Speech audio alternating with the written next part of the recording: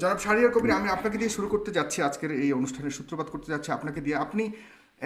আমি আপনার কাছে ধর্মীয় বিষয় নিয়ে একটি প্রশ্ন করতে চাই যে ধর্মের কোন কোন বিষয়গুলোকে, বিশেষ করে মুসলমান ধর্মের কোন বিষয়গুলোকে আপনি মনে করেন যে স্বাভাবিক জীবন ব্যবস্থার সাথে সাংঘর্ষিক, এবং কেন সেটা মনে করছেন? আপনার কাছে এই প্রশ্নটি দিয়ে আমি শুরু করতে চাই, জনাব শাহরিয়ার কবির। প্রশ্নটা হচ্ছে ধর্ম নিয়ে নয়। ধর্ম আপনি ইসলাম ধর্ম বলুন, খ্রিস্টান ধর্ম, ইহুদি ধর্ম, হিন্দু ধর্ম বা যে কোনো ধর্মই বলুন না কেন, ধর্ম যদি ধর্মের জায়গায় থাকে, আধ্যাত্মিকতার জায়গায় থাকে, এইটা নিয়ে আমাদের সভ্যতার, বিজ্ঞানের, রাষ্ট্র পরিচালনার কোনোই বিবাদ বিসংবাদ থাকতে পারে না। ধর্মকে যখনই আপনি রাজনীতিতে টেনে আনবেন, ধর্মের রাজনীতির ব্যাখ্যা দেবেন, তখনই ধর্মকে নিয়ে বিড়ম্বনা শুরু হয়, যেটা আমরা উপমহাদেশে জামাত ইসলামের প্রতিষ্ঠার পর থেকে দেখি। আবুল আলা মওদুদি এই যে পলিটিক্যাল ইসলাম বা রাজনৈতিক ইসলামের কনসেপ্টটা, এটা কিন্তু আদর্শগতভাবে এই উপমহাদেশে প্রচলন করেছেন জামাতের প্রতিষ্ঠাতা আবুল আলা মওদুদি। আর এটা ঠিক মওদুদির নিজস্ব মতবাদ নয়, এটা মিশরের হাসান আল বান্নার কাছ থেকে তিনি ধার করেছিলেন। একই সময়ে হাসান আল বান্না 1928 সালে মুসলিম ব্রাদারহুড বা ইখওয়ানুল মুসলিমিন প্রতিষ্ঠা করলেন মিশরে, আর মওদুদি 1941 সালে প্রতিষ্ঠা করলেন জামাত ইসলামী হিন্দ। এবং তখন তিনি রাজনৈতিক কারণে ব্রিটিশদের কাছ থেকে টাকা নিয়েছেন, ব্রিটিশদের সমর্থন করেছেন এবং স্বাধীনতা সংগ্রামের বিরোধিতা করেছেন, ব্রিটিশ বিরোধী স্বাধীনতা সংগ্রামের। এবং তার এই বক্তব্য ছিল যে মুসলমানরা যেখানে ধর্ম প্রচার করতে পারবে সেটাই তার দেশ, নিজস্ব মাতৃভূমি পিতৃভূমির কোনো কনসেপ্ট ইসলামে নেই। এবং তার তাফসিরুল কোরআনে, কোরআনের যে তাফসির সেটা বহু ঘন্টায় সেটা বেরিয়েছে। এবং সেইগুলো হচ্ছে আজকে যেটা হচ্ছে, এটা শুধু আজকের না, পরবর্তীকালে আমরা দেখেছি 52 সাল থেকে শুরু করে এই 71-এর মুক্তিযুদ্ধ পর্যন্ত ধর্মের নামে হত্যা বলুন, সন্ত্রাস বলুন, নারী নির্যাতন বা মানবতা বিরোধী যে কোনো অপরাধকে মওদুদির ইসলাম যেটা বলি, ইসলামের যে বিকৃত ব্যাখ্যা তিনি দিয়েছেন, তিনি এগুলোকে বৈধতা দিয়েছেন। 71-এ 30 লক্ষ গণহত্যাকে তিনি বলেছেন না, এরা সব হচ্ছে, যাদেরকে মারা হচ্ছে এরা সব কাফের। মুক্তিযোদ্ধাদের বলেছেন হিন্দুদের এদের, ভারতের এদের দুষ্কৃতকারী, ইসলামের দুশ্মন, পাকিস্তানের দুশ্মন, এদের হত্যা করা বৈধ। নারীদেরকে, আমাদের বাঙালি নারীদেরকে বলেছেন গনিমতের মাল, এদেরকে ভোগ করা যাবে। এইভাবে তিনি 71-এ গণহত্যা এবং নারীর ধর্ষণকে যেভাবে বৈধতা দিয়েছেন, এবং এই কারণে বঙ্গবন্ধু 72-এর সংবিধানে যখন রাষ্ট্রের 4 মূলনীতি, পাকিস্তানের মোহাম্মদ আলী জিন্নাহর সাম্প্রদায়িক বিজাতি তত্ত্বকে কবর দিয়ে যখন আমাদের সংবিধানটি পাশ করলেন, সেখানে রাষ্ট্রের 4 মূলনীতি হিসেবে ধর্মনিরপেক্ষতা ছিল, অসাম্প্রদায়িক বাঙালি জাতীয়তাবাদ ছিল, কিন্তু এটা গ্যারান্টি ক্লজ হিসেবে তিনি বাংলাদেশের ধর্মের নামে রাজনীতি নিষিদ্ধ করেছিলেন। এবং তিনি ব্যাখ্যা দিয়ে বলেছিলেন যে পাকিস্তানের 24 বছরের শাসন, শোষণ, পীড়ন, এগুলো সব ইসলামের দোহাই দিয়ে ধর্মের নামে এগুলো করা হয়েছে। 71-এ গণহত্যা, এগুলো সবই ধর্মের নামে করা হয়েছে। তিনি বলেছেন ধর্ম অত্যন্ত পবিত্র বিষয়, ধর্মের নামে বাংলাদেশে যাতে আর কোনো এই ধরনের সন্ত্রাস, হত্যা, হিংসা, বিদ্বেষ, বিভাজন এটা না থাকে, সেজন্য ধর্মকে রাজনীতি থেকে এবং রাষ্ট্র থেকে পৃথক রাখতে হবে। এটাই ছিল বঙ্গবন্ধু ধর্ম নিরপেক্ষতার বোধ। এবং কেন তিনি ধর্মের নামে রাজনীতি নিষিদ্ধ করেছে সেটা তিনি তার সেদিনের ভাষণে, 4 নভেম্বর 1972 সালে ভাষণে সেটা তিনি পরিষ্কার করেছিলেন সংবিধানটি গ্রহণ করবার সময়। এবং এটাও বলেছিলেন এই সংবিধান লেখা হচ্ছে 30 লক্ষ শহীদের রক্ত দিয়ে। এবং আমি চাই যে আগামী প্রজন্ম, পরবর্তী প্রজন্ম এই সংবিধানের মর্যাদা রক্ষা করবে, রাষ্ট্রের চালমনীতিকে রক্ষা করবে। কিন্তু দুর্ভাগ্যের বিষয় হলো যে বঙ্গবন্ধুকে নৃশংসভাবে হত্যা করা হলো 75-এ। কেন হত্যা করা? কারণ বঙ্গবন্ধুকে হত্যা না করলে ওই যে পাকিস্তানের সাম্প্রদায়িক মৌলবাদী রাজনীতি, তাকে বাংলাদেশে ফিরিয়ে আনা যেত না। বঙ্গবন্ধুকে হত্যা না করলে তিনি যুদ্ধাপরাধীদের বিচার শুরু করেছিলেন, সেটা বন্ধ করা যেত না। বঙ্গবন্ধুকে হত্যা না করলে 71-এর পরাজয়ের প্রতিশোধ নেওয়া যেত না। সেই 71-এর পরাজিত শক্তি, সাম্প্রদায়িক মৌলবাদী অপশক্তি বঙ্গবন্ধুকে হত্যার জন্য দায়ী। এবং তারপরে আমরা দেখলাম সংবিধান থেকে মুক্তিযুদ্ধের ইতিহাস, চেতনা, অসাম্প্রদায়িক মূল্যবোধ গুলো সব মুছে ফেলা হলো। এটা তথাকথিত ইসলামীকরণ বা পাকিস্তানিকরণ করা হলো আমাদের সমাজ এবং রাজনীতির।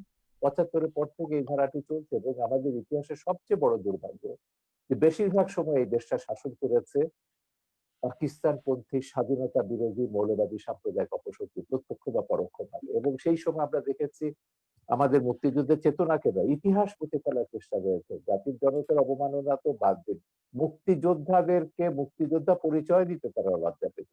রাজাকার আলবদররা সেখানে মন্ত্রী হচ্ছে, ৩০ লক্ষ শহীদের রক্ত ভেজা পতাকা তাদের গাড়িতে করে তারা দিয়ে ঘুরে বেরিয়েছে, এমন একটা অবস্থা তো ছিল।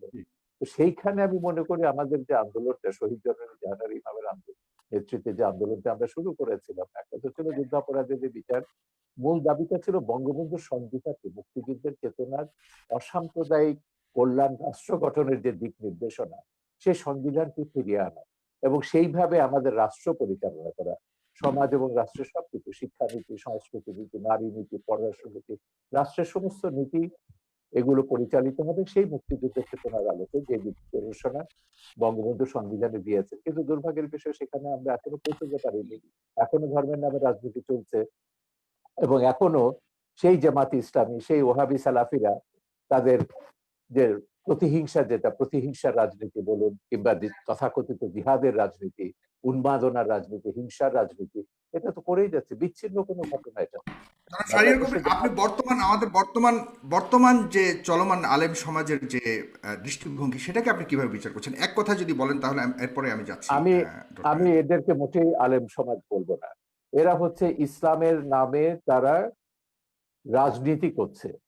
এরাই হচ্ছে সেই ৭১-এর ঘাতক দালা যুদ্ধাপরাধীদের রাজনৈতিক, আদর্শিক এবং সামরিক উত্তরসূরি। সেই রাজনীতিটা এখন করছে, বাংলাদেশকে মোল্লা ওমরের আফগানিস্তান বানাতে চাইছে। এর সঙ্গে এখানে আব্বাসী সাহেব আছেন, তিনি বলবেন, কারণ তিনি তো তার পিতা অত্যন্ত শ্রদ্ধেয় একজন, সেই হিসেবে পীর হিসেবে আমরা তাকে সম্মান করি। আমাদের দেশে সুফিরা ইসলাম প্রচার করেছেন, পীররা এখানে আব্বাসী সাহেবের জোনপুরের হুজুরের মতন এরাও ইসলাম প্রচার করেছেন, এরা শান্তির ইসলাম প্রচার করেছেন, এরা কখনো ইসলামকে রাজনীতির সঙ্গে যুক্ত করেন। আমি হযরত জালালউদ্দিন রুমির উপর ২টো ডকুমেন্টারি ছবি বানিয়েছি, যে জালালউদ্দিন রুমির মুরিদ হচ্ছেন আমাদের হযরত শাহজালাল। তো এরা তো ইসলাম সারা পৃথিবীতে, এই ওহাবিরা ইসলাম প্রচার করে, বরং ওহাবিরা কি করেছে, ইসলামকে একটা সন্ত্রাসের ধর্ম হিসেবে পশ্চিমে চিত্রিত করেছে। ইসলাম ব্যাশিং যেটা আছে পশ্চিমে আপনারা দেখছেন, এটা তো জন্য দায়ী হচ্ছে ওহাবি সালাফি, এরা এই মৌদুদিবাদী বাংলাদেশে তারা। সুতরাং এরা যেটা করছে, এটার সঙ্গে ইসলামের ধর্মের লেশমাত্র সম্পর্ক নেই। এটা হচ্ছে শেখ হাসিনা সরকারকে ক্ষমতা থেকে উচ্ছেদ করে এখানে মোল্লা ওমরের আফগানিস্তান বা জিয়াউল হকের পাকিস্তান বানাতে হবে।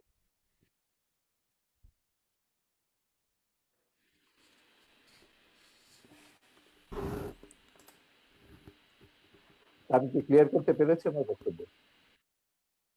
আপনি শুনতে পাচ্ছেন? জি, না, আমার এখান থেকে একটু সমস্যা হচ্ছে, আনস্টেবল দেখাচ্ছে আমার কানেকশনটা। আমি শুনতে পাচ্ছি, আমাকে শুনতে পাচ্ছেন কিনা ক্লিয়ারলি? আমি আপনাকে খুব পরিষ্কার শুনতে পাচ্ছি। জি, ধন্যবাদ আপনাকে জনাব শাহরিয়ার কবির। আমি আপনার কাছে আবারও আসবো। জনাব ডক্টর এনায়েতুল্লাহ আব্বাসী হুজুর, আপনার কাছে আসছি। আপনি তো শুনলেন এতক্ষণ জনাব শাহরিয়ার কবিরের অনেক কথা, কিন্তু আপনার কাছে আমি এডিশনালি আরেকটি প্রশ্ন করতে চাচ্ছি। সেটা হলো যে আহ, আপনার পৃথিবী যেখানে বিজ্ঞান ভিত্তিক, প্রমাণিত বিজ্ঞান ভিত্তিক রাষ্ট্র, অ্যাডভান্সড টেকনোলজিক্যাল লাইফস্টাইলের উপরে উল্কা গতিতে ধাবিত হচ্ছে, উল্কা গতিতে আমি বলবো, সেখানে আপনারা ১৪০০ বছর আগের নাজিল হওয়া পবিত্র ধর্মগ্রন্থ অনুযায়ী চলতে চাওয়াটাকে কতটুকু যুক্তিযুক্ত মনে করেন, এবং অন্যকে চলার জন্য আহ্বান করাটাকে কতটুকু সাপোর্টিভ বা কতটুকু জাস্টিফাইড মনে করেন? সে প্রশ্নটা আপনার কাছে রেখে যাচ্ছে, এবং যারা ফারিয়ার কমে অনেক প্রশ্ন উঠে যাচ্ছে, সেটা বলুন। Thank you. আলহামদুলিল্লাহ ওয়াহদা والصلاة والسلام على محمد صلى الله عليه وسلم الذي من لا نبي بعده। ধন্যবাদ সাগর সাহেবকে, ধন্যবাদ আজকের সম্মানিত অতিথিকে, এবং দেশ ও দেশের বাইরে যারা আজকের প্রোগ্রামটি দেখছেন তাদের সকলকে। শাহরিয়ার কবির সাহেব তার বক্তব্যে বুঝালেন ইসলামের প্রতি তার যথেষ্ট শ্রদ্ধা আছে। এ থেকে স্পষ্ট বোঝা যায় যে ইসলাম সম্পর্কে তার শ্রদ্ধা থাকলেও ইসলাম সম্পর্কে তার মৌলিক জ্ঞান অভাব রয়েছে।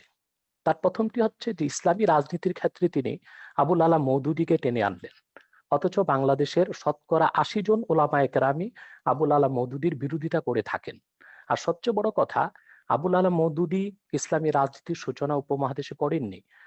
উপমহাদেশে ইসলামী রাজনীতির সূচনা করেছেন শাহ ওলিউল্লাহ মুহাদ্দিস দেহলভী রহমতুল্লাহি আলাইহি, আবুল আলা মওদুদীরও কয়েক শত বছর আগে।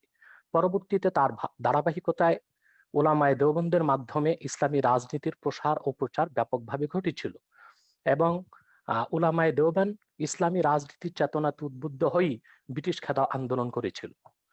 সবচেয়ে দুঃখজনক বিষয়, আমাদের দেশের বুদ্ধিজীবীগণ ইসলামকে বিভিন্ন নামে অভিহিত করে থাকেন। কেউ বলেন রেডিক্যাল ইসলাম, কেউ বলেন মডারেট ইসলাম। ইসলামকে বিভক্ত করার কোনো অথরিটি কোনো মানুষের নেই। যদি কেউ ইসলামের লেবাস ধারণ করে ইসলামের অপব্যাখ্যা করে, সেটার দায় তার নিজের, সেটার দায় ইসলামের হবে না। দেখার বিষয় কোরআন সুন্নাতে রাষ্ট্র ব্যবস্থা বা রাজনীতির কথা আছে কিনা, সেটা দেখার বিষয়। তারপর আমরা দেখবো সেটার কে অপব্যাখ্যা করছে, কে সঠিক ব্যাখ্যা করছে। আল্লাহর হাবিব মোহাম্মদ সাল্লাল্লাহু আলাইহি ওয়াসাল্লাম ১,৫০০ বছর আগে আল্লাহর পক্ষ থেকে আমাদেরকে যে দিন ইসলাম দিয়েছেন, সেটা নিছক প্রথা সর্বস্ব কোনো ধর্ম নয়, সেটা পূর্ণাঙ্গ জীবন বিধান। এবং সেই জীবন বিধানের মধ্যে আল্লাহ রাসূল সাল্লাল্লাহু আলাইহি সাল্লাম মুসলিম জীবন কি রকম হবে, তার ব্যক্তি জীবন, তার সমাজ জীবন, তার রাষ্ট্রীয় জীবন কি রকম হবে, তার সুস্পষ্ট ব্যাখ্যা আল্লাহর পক্ষ থেকে দিয়েছেন। কোরআন কারীমের মধ্যে আল্লাহ পাক স্পষ্ট বলেছেন, ওয়াদাল্লাহু আল্লাযীনা আমানু মিনকুম ওয়া আমিলুস সালিহাতি লায়াস্তাখলিফান্নাহুম ফিল আরদি কামা ইসতাখলাফাল্লাযীনা মিন ক্বাবলিহিম ওয়া লাইউমাক্কিনান্না লাহুম দীনাহুমুল্লাযী ইরতাদা লাহুম।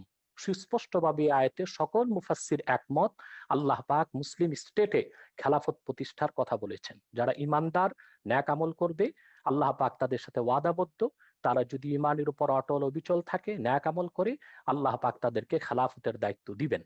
আল্লাহ তাআলা সূরা হজ্জে বলেছেন, আল্লাযীনা ইম্মাক্কান্নাহুম ফিল আরদি আকামুস সালাতা ওয়া আতাউয যাকাত ওয়া আমারু বিল মা'রুফি ওয়া নাহাউ আনিল মুনকার ওয়ালিল্লাহি আকিবাতুল উমুর।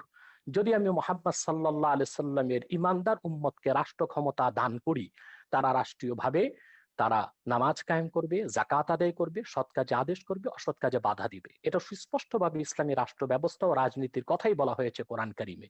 সহিহ মুসলিম, সৌদি আরবের ছাপ, ২৪৪৫ নম্বর হাদিস। আল্লাহ রাসূল সাল্লাল্লাহু আলাইহি ওয়াসাল্লাম ইরশাদ করেছেন, কানা বানু ইসরাঈল তাসুসুহুমুল আম্বিয়া কুল্লামা হালাকা নাবিয়্যুন খালাফাহু নবী ওয়া ইন্নাহু লা নাবিয়্যা বা'দি ফাসায়াকুনু খুলাফা। বনি ইসরায়েলের নবীগণ রাজনৈতিক নেতৃত্ব দিতেন। শুধু ইসলামে আল্লাহ রাজনীতি দিয়েছেন তা নয়, পূর্বের যত নবী এসেছেন বনি ইসরায়েলে, হযরত দাউদ, হযরত সুলাইমান। এই জন্য ওল্ড টেস্টামেন্ট বাইবেল, পুরনো বাইবেলে আমরা দেখতে পাই হযরত দাউদকে বলা হয়েছে কিং ডেভিড, কারণ তিনি রাজা ছিলেন, তিনি আল্লাহর বিধান মোতাবেক রাষ্ট্র পরিচালনা করতেন। বনি ইসরায়েলের নবীগণ রাজনৈতিক নেতৃত্ব দিতেন। যখন একজন নবী ইন্তেকাল করতেন, আরেকজন নবী সেই দায়িত্ব নিত। আল্লাহ রাসূল সাল্লাল্লাহু আলাইহি ওয়াসাল্লাম বলেছেন, কিন্তু আমি মুহাম্মদ সাল্লাল্লাহু আলাইহি সাল্লাম আল্লাহর সর্বশেষ নবী ও রাসূল, আমার পরে কোনো নবী নাই, কিয়ামত পর্যন্ত কোনো নবী আসবে না। আমার উম্মতের মধ্যে যারা খলিফা, তারা আমার উম্মতের রাজনৈতিক নেতৃত্ব দিবে। এভাবে কোরআন কারীমের অসংখ্য আয়াত এবং সহিহ হাদিস থেকে কথা সুস্পষ্টভাবে প্রমাণিত যে ইসলামী রাষ্ট্র ব্যবস্থা ও ইসলামী রাজনীতির সুস্পষ্ট কনসেপশন কোরআন ও হাদিসের মধ্যে আছে। এবং দ্বিতীয় যে কথাটি সম্মানিত অতিথি ভুল বলেছেন, তা হলো মওদুদি কি করেছে না করেছে এদেশের মূল ধারার ওলামায়ে কেরাম তার সাথে মোটেও একমত নয়, মোটেও তাদের কোনো সম্পর্ক নেই। কিন্তু মওদুদিকে বরং ফলো এদেশের, করে অনেক অনেক বিশাল জনগোষ্ঠী রয়েছে, এটাও তো সত্য। জি জি, সেটাও আছে। সেটা আমি ওনার প্রসঙ্গটার জবাব দিচ্ছি আগে, ওনার প্রসঙ্গটার জবাব দিচ্ছি। তার মানে এই নয় যে বাংলাদেশে যারা ইসলামী রাজনীতি করেন, ইসলামী আন্দোলন করছেন, ইসলামী শাসন ব্যবস্থা কায়েম করতে চাচ্ছেন, তারা মওদুদির অনুসারী। বিষয়টা নির্জলা মিথ্যা ছাড়া আর কিছুই নয়, কিংবা তথ্য এবং সন্ত্রাস মওদুদির ছাড়া আর অনুসারী কিছুই নয়। হওয়াটাও কি একদম ইসলাম বিরোধী কিনা, সেটাও আপনি কিভাবে দেখেন? দেখুন, আমি সহ ওলামায়ে কেরাম এবং বাংলাদেশে যারা পীরি মুরিদের সাথে সম্পর্কিত, আমাদের সাথে আবুল আলা মওদুদির আকীদাগত যথেষ্ট পার্থক্য আছে। এখন মওদুদির অনুসারী যারা, বিষয়টা তাদেরকেই প্রশ্ন করা উচিত। আমাদের সাথে তো তাদের যথেষ্ট আকীদাগত এবং মুসলমানের মধ্যে এত তরিকাগত অনুসারী থাকবে কেন পার্থ- হুজুর? জি, এত হ্যাঁ, বিভক্ত থাকবে কেন সেটা মুসলমানের পরে মধ্যে? উত্তর দিচ্ছি। আমি আমি আমি উত্তরটা শেষ করছি। তাহলে আমাদের উপমহাদেশে ইসলামী রাজনীতির সূচনা করেছেন শাওলিউল্লাহ মুহাদ্দিস দেহলভী রহমতুল্লাহ, পরবর্তীতে তার উত্তরসূরি সৈয়দ আহমদ বেরেলী রহমতুল্লাহ, যিনি ব্রিটিশ খেদাও আন্দোলনের নেতৃত্ব দিয়েছেন, পরবর্তীতে মাহমুদুল হাসান দেওবন্দি রহমতুল্লাহ। তাদের মাধ্যমে মূলত ওলামায়ে উলামায়ে আহলে সুন্নাত ওয়াল জামাত, উলামায়ে আহলে হক রাজনীতির উত্তরসূরি হয়েছে বাংলাদেশে, এবং ইসলামী খেলাফত রাজনীতি প্রতিষ্ঠার কাজ তারা করে যাচ্ছেন।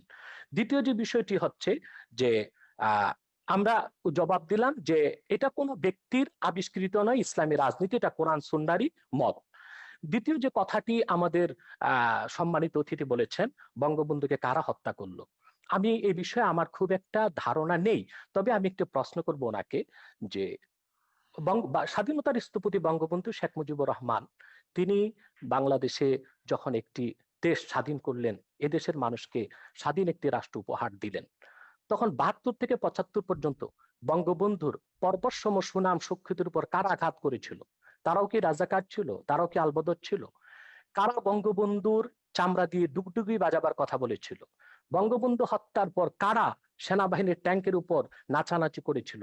তাদেরকেও আমরা বাংলাদেশে মন্ত্রিত্ব দিয়েছি, তাদেরকে আমরা রাজনৈতিক ক্ষমতার ভাগ দিয়েছি, এবং বঙ্গবন্ধুকে যারা হত্যা করেছে তাদেরকে আমরা সুযোগ সুবিধা দিয়েছি। হতে পারে আলবদর, রাজাকার বা বিদেশি শক্তির ইন্ধন ছিল বঙ্গবন্ধু হত্যায়, কিন্তু যারা বাংলাদেশে খুব বেশি ধর্মনিরপেক্ষতার কথা বলে, বাংলাদেশকে একটি ইসলামাইজেশন, ইসলাম মুক্ত একটি বাংলাদেশ গঠন করতে চায়, তারাও প্রত্যক্ষ এবং পরোক্ষভাবে বঙ্গবন্ধু হত্যায় জড়িত ছিল। কেননা বঙ্গবন্ধু ছিলেন খুবই ধার্মিক একজন ব্যক্তি, ইসলামের মূলনীতিতে তার ছিল যথেষ্ট বিশ্বাস, অগাধ বিশ্বাস। আহ, আপনাকে অনেক ধন্যবাদ জনাব এনায়েতুল্লাহ আব্বাসী। হুজুর, আপনি অনেক সুন্দর কথা বলেছেন। জনাব শাহরিয়ার কবির, আপনার কাছে আমি এই ওনার কথা ধরেই প্রশ্নটা করতে যাচ্ছি, এবং আপনিও বলেছেন যে আপত্তিটা শুধু ধর্ম নিয়ে রাজনীতি করাটা। তো ধর্ম নিয়ে রাজনীতি করার অধিকার কি সাংবিধানিকভাবে ধর্মীয় জনগোষ্ঠীকে কোনোভাবে কি বারণ করা হয়েছে কিনা সংবিধানে? Number one. নাম্বার টু হলো ৩৯ অনুচ্ছেদ অনুযায়ী কথা বলবার অধিকার সবারই রয়েছে, বাক স্বাধীনতার অধিকার দেওয়া হয়েছে। সেখানে হুজুররা কথা বললে, যেটাকে আমরা ওয়াজের মাধ্যমে আমরা দেখতে পাই, হুজুররা বিভিন্ন ধরনের কথা বলে, যেটাকে আমরা ওয়াজ বলি, কিন্তু সেটাই যখন একটা সিম্পোজিয়ামের মাধ্যমে যখন আমরা প্রগতিশীল সমাজ থেকে যখন কথা বলি, সেটাকে আমরা মোটিভেশনাল স্পিচ বলি। তো ওয়াজটাকে কেন আমরা সাপ্রেস করার চেষ্টা করছি? যেমন আজকাল চতুর্দিকে ওয়াজকে বন্ধ করার একটা চেষ্টা করা হচ্ছে। এই স্বাধীনতাটা নাই কেন? কথা বলবার ওই স্বাধীনতাটা নাই কেন? সেখানে কি সংবিধানের আলোকে কোনো ধরনের নিষেধ রয়েছে কিনা আপনার কাছে জানতে চাচ্ছি। না, আপনি কোথায় ওয়াজ সাপ্রেস করা হচ্ছে এরকম তথ্য কিন্তু বাংলাদেশে আমার জানা নেই। আমার কাছে ওয়াজের নামে অনেকগুলি ভিডিও আমি আপনাকে বলছি ওয়াজের নামে আপনি যদি সংবিধানের উপর আঘাত করেন, বাংলাদেশের মূল চেতনার উপর আঘাত করেন, যে কারণে বাংলাদেশ রাষ্ট্রটি তৈরি হয়েছে, যেটাকে আমরা মুক্তিযুদ্ধের চেতনা বলি, রাষ্ট্রের ৪ মূলনীতিতে যেটা প্রতিফলিত হয়েছে, ওয়াজের নামে আপনি যদি ভিন্ন ধর্ম, ভিন্ন মত, ভিন্ন জীবনধারায় বিশ্বাসীদের প্রতি ঘৃণা, বিদ্বেষ প্রচার করেন, সন্ত্রাসী বক্তব্য রাখেন এবং প্রতিহিংসামূলক বক্তব্য রাখেন, তখনই সেটা আর ওয়াজ হয় না, সেটা একটা রাজনৈতিক হিসেবে মতলববাজিতে পরিণত হয়। আপনি ওয়াজে ইসলামের মাহাত্ম্যের কথা বলুন, ইসলামে কোরআনে কি মানুষের কল্যাণের কথা বলা নেই? আপনি যখন মসজিদে, যে কদিন আগে আমাদের ইয়েতে একটা ওয়েবিনারে 16 ডিসেম্বরে একজন মন্ত্রী এসেছিলেন এবং তিনি বললেন যে তিনি মসজিদে আপত্তি করেছেন যে খুতবাতে বলছে মুসলিম উম্মার জন্য প্রার্থনা করতে হবে। তো মন্ত্রী বলছেন, তো বলে যে শুধু মুসলিম উম্মা কেন, আল্লাহ তো সারা সমগ্র বিশ্বের জন্য, তিনি তো সমগ্র মানব জাতিকে সৃষ্টি করেছেন, আমরা কেন সমগ্র মানব জাতির জন্য আমরা মুনাজাত করব না বা কল্যাণ কামনা করব? আপনাকে মনে রাখতে হবে বাংলাদেশ রাষ্ট্রটি কেন তৈরি হয়েছে, কেন 47-এ পাকিস্তান হয়েছিল এবং কেন 71-এ বাংলাদেশ হয়েছে। এইটা যদি আপনি না বুঝেন তাহলে কিন্তু এই বিভ্রান্তিটা আপনার মধ্যে থেকে যাবে। পরিষ্কার কথা, মোহাম্মদ আলী জিন্না পরিষ্কার ভাবে বলেছিলেন ভারতবর্ষে মুসলমানরা একটা আলাদা জাতি এবং এদের আলাদা একটা ভূখণ্ড দরকার, এবং সেই ভূখণ্ডটি পাকিস্তান হবে। পাকিস্তান নামকরণও করা হয়েছিল এবং সেভাবে ব্রিটিশরা ষড়যন্ত্র করেই হোক, জিন্নার কথা মতোই হোক, ভারতবর্ষকে দুভাগ করে পাকিস্তান এবং ভারত দুটো রাষ্ট্র বানিয়েছে। এবং জিন্না কিন্তু এই ভুলটা যে বুঝেছিলেন দেখে তিনি কত বড় ভুল করছেন সেটা তার 47 সালের 11ই আগস্টের বক্তৃতায় পরিষ্কার করে দিয়েছিলেন যে পাকিস্তানে আমরা মুসলমানরা, হিন্দুরা, বৌদ্ধরা, খ্রিস্টানরা সবাই নিজ নিজ ধর্ম পালন করব, রাষ্ট্র ধর্মের ব্যাপারে কোনো হস্তক্ষেপ করবে না, ধর্ম রাষ্ট্রের ব্যাপারে হস্তক্ষেপ করবে না। এটা জিন্নার বহুল আলোচিত একটা বক্তৃতা, 11ই আগস্ট 1947 সাল, 11ই জুনে এটা বলেছেন 1947 সালে, পাকিস্তান হওয়ার কয়েক মাস আগে। কিন্তু তখন এই মওদুদি এবং অন্য ইসলামপন্থীরা তারা বললেন যে কি না, পাকিস্তান হয়েছে ইসলামী ব্যবস্থার জন্য, এবং তারা সেখানে ইসলামী শাসন ব্যবস্থা 1900 মৃত্যুর পরে, জিন্নার মৃত্যুর পর তারা অবজেক্টিভ রেজলিউশন যেটা পাশ করলেন সেটা বললেন যে পাকিস্তান হবে একটা ইসলামী হুকুমত। এবং 56 সালে তাদের যে সংবিধান হলো সেখানে বলা হয়েছে Pakistan will be Islamic Republic. এখন এই ইসলামিক রিপাবলিকটি কি করেছে? ভাষা আন্দোলন থেকে শুরু করে 71 পর্যন্ত, মুক্তিযুদ্ধ কিন্তু পর্যন্ত ব্রিটিশরাই তো আমাদের যাবতীয় ধর্মীয় ভিত্তিতে ওই দেশটাকে বিভক্ত করেছিল জনাব শাহরিয়ার কবির। হ্যাঁ, হ্যাঁ, ব্রিটিশরা তৎকালীন ধর্মের সময়ে নামে। সাগর অনেক সাহেব, সভ্য জাতি। সাগর আমাকে সাহেব, শেষ করতে দিন আব্বাসী সাহেব, আমার বক্তব্য শেষ হলে আপনি বলুন। আপনার বক্তব্যের জি, মাঝখানে আমি বলুন। কোনো কথা বলি না। ব্যাপারটা হচ্ছে যে ব্রিটিশরাই করুক, জিন্নার পলিসি অনুযায়ী হোক, ব্রিটিশদের মতবাদের জন্য হোক, ভারত বিখণ্ডিত হয়েছে ধর্মের নামে। যে হিন্দুরা আলাদা একটা ধর্ম, এবং ইসলাম ব্রিটিশরা আলাদা আমি একটা সরি, ধর্ম। আমি জাস্ট আপনাকে সাপ্লিমেন্ট করছি, আপনি আপনি অবশ্যই বলবেন। আমি জাস্ট আপনাকে, শুধুমাত্র ভারত বিভক্ত নয়, ব্রিটিশরা আরো অন্যান্য যতগুলি রাষ্ট্র রয়েছে বহু পৃথিবীর, দেশ তারা তাদের যখন, সমস্ত কলোনি হ্যাঁ, বিভক্ত করেছে ধর্মীয় তাদের আলোকেই কিন্তু মতলবে। বিভক্ত করেছে। না, জি, না, আমি ভারতবর্ষের মধ্যে কনসেন্ট্রেট করছি। আমি গোটা ব্রিটিশ কলোনি নিয়ে আমি কথা বলছি না। ওদের তো 67টা দেশে তারা এইভাবে বদমাইশি করেছে। ভারতবর্ষকে তারা ধর্মের নামে ভাগ করেছে এবং বলেছে মুসলমানরা পাকিস্তান এবং ভারতে, হিন্দুরা এসে থাকবে ভারতে। তখন কিন্তু মুসলিম জাতীয়তাবাদী নেতারা আবুল কালাম আজাদ থেকে শুরু করে বদরুদ্দিন তায়েবজি এবং এরা অনেকে আপত্তি করেছিল। ওনারা বলছেন এটা একটা অ্যাবসার্ড আইডিয়া। অ্যাবসার্ড কেন বলছেন? যে পাকিস্তানে যতই মুসলমানদের জন্য হোক না কেন, সেখানে হিন্দুরা আছে, হিন্দুদের সবাই এখানে আসতে পারবে না, ভারতের সব মুসলমান পাকিস্তানে যেতে পারবে না। এবং সেই বাস্তবতাটা আমরা দেখেছি। 10 লাখ মানুষকে হত্যা করা হলো বা প্রাণ বলি দেওয়া হলো, কিন্তু বিভক্ত হলো। এখানেও হিন্দু খ্রিস্টান বৌদ্ধ রয়ে গেছে। ভারতেও এখন তো দ্বিতীয় বৃহত্তম সংখ্যক মুসলিমের আবাস হচ্ছে ভারত। এই যে জিন্নারদের দ্বিজাতি তত্ত্বের অসারতা, এটা হচ্ছে একটা কারণ, একটা প্রমাণ। আর দ্বিতীয়টা তো বঙ্গবন্ধুর, আমি 4 নভেম্বরের ভাষণের কথাটি বারবার উল্লেখ করছি এই কারণে, সেখানে তিনি ব্যাখ্যা করেছেন কেন বাংলাদেশ আমরা সৃষ্টি করেছি। পাকিস্তানে 24 বছরের শাসন, শোষণ, পীড়ন, নিপীড়ন, 71-এর গণহত্যা, মানবতা বিরোধী অপরাধ, সবকিছুকে তারা ইসলামের নামে জায়েজ করতে চেয়েছিল। ভাষা আন্দোলন যারা করেছে তাদের বলেছে ইসলামের দুশ্মন, পাকিস্তানের দুশ্মন। এইভাবে এই আন্দোলনগুলো, সংগ্রামগুলোকে দমন করেছে, রাজনৈতিক হোক, সাংস্কৃতিক হোক, সামাজিক হোক, সবগুলোকে দমন করেছে ইসলামের নামে। এবং সেই জন্য বঙ্গবন্ধু তার ওই ভাষণে পরিষ্কারভাবে বলেছিলেন, ধর্মের পবিত্রতা রক্ষার জন্য ধর্মকে রাখতে হবে ধর্মের জায়গায়, রাজনীতিকে রাখতে হবে রাজনীতির জায়গায়, রাজনীতির সঙ্গে ধর্মকে মেলানো যাবে না। এই কারণে বাংলাদেশ রাষ্ট্রটি তৈরি হয়েছে, সৃষ্টি হয়েছে 30 লক্ষ শহীদের রক্তের বিনিময়। আপনি সেই ইতিহাস এখন উল্টে দিতে পারেন না। এখন আপনি বলতে পারেন না যে না, বাংলাদেশ হয়েছে ইসলামী হুকুমত কায়েমের জন্য, বাংলাদেশে এগুলো সেকুলারিজম থাকবে না, বঙ্গবন্ধুর আদর্শ থাকবে না, মুক্তিযুদ্ধ থাকবে না, যে সেই এরা ব্যাপারগুলো জামাতিরা যে কথা। সংবিধানে কেন কম্প্রাইজ করা হচ্ছে না, নাম্বার ওয়ান। সাম্প্রদায়িকতা কেন? আপনি তো সংবিধানে 4 মূলনীতি তো ফিরিয়ে আনা হয়েছে। এখন রাষ্ট্রধর্ম নিয়ে সেখানে সুপ্রিম কোর্টে এটা মামলা বিচারাধীন আছে, সুপ্রিম কোর্টের আপিল বিভাগে মামলাটি রয়েছে, কারণ সুপ্রিম কোর্টের রাষ্ট্রধর্ম ইসলামের যেটা, এটা হচ্ছে আমাদের সংবিধানের আর্টিকেল 12 এর সঙ্গে সাংঘর্ষিক। আর্টিকেল 12 বলছে রাষ্ট্র বিশেষ কোনো ধর্মকে পৃষ্ঠপোষকতা করবে না, কিন্তু রাষ্ট্রধর্ম ইসলাম বলে আপনি একটা বিশেষ ধর্মকে পৃষ্ঠপোষকতা করছেন। এটা বাংলাদেশের সংবিধান বিরোধী। যতক্ষণ পর্যন্ত আপনি খিলাফত না কায়েম করে এই সংবিধানটি পুরোপুরি বাতিল করে দেবেন, ততক্ষণ পর্যন্ত বাংলাদেশে থাকতে হলে বাংলাদেশের সংবিধান মেনে আপনাকে থাকতে হবে এবং সংবিধানের মর্যাদা রক্ষা করতে হবে। এবং অবশ্যই। সংবিধানের মূলনীতি, এটার বিরুদ্ধে আপনি কোনো কথা বলতে পারেন না। বলা হবে সেটা হচ্ছে 30 লক্ষ শহীদের রক্তের সঙ্গে বেইমানি করা।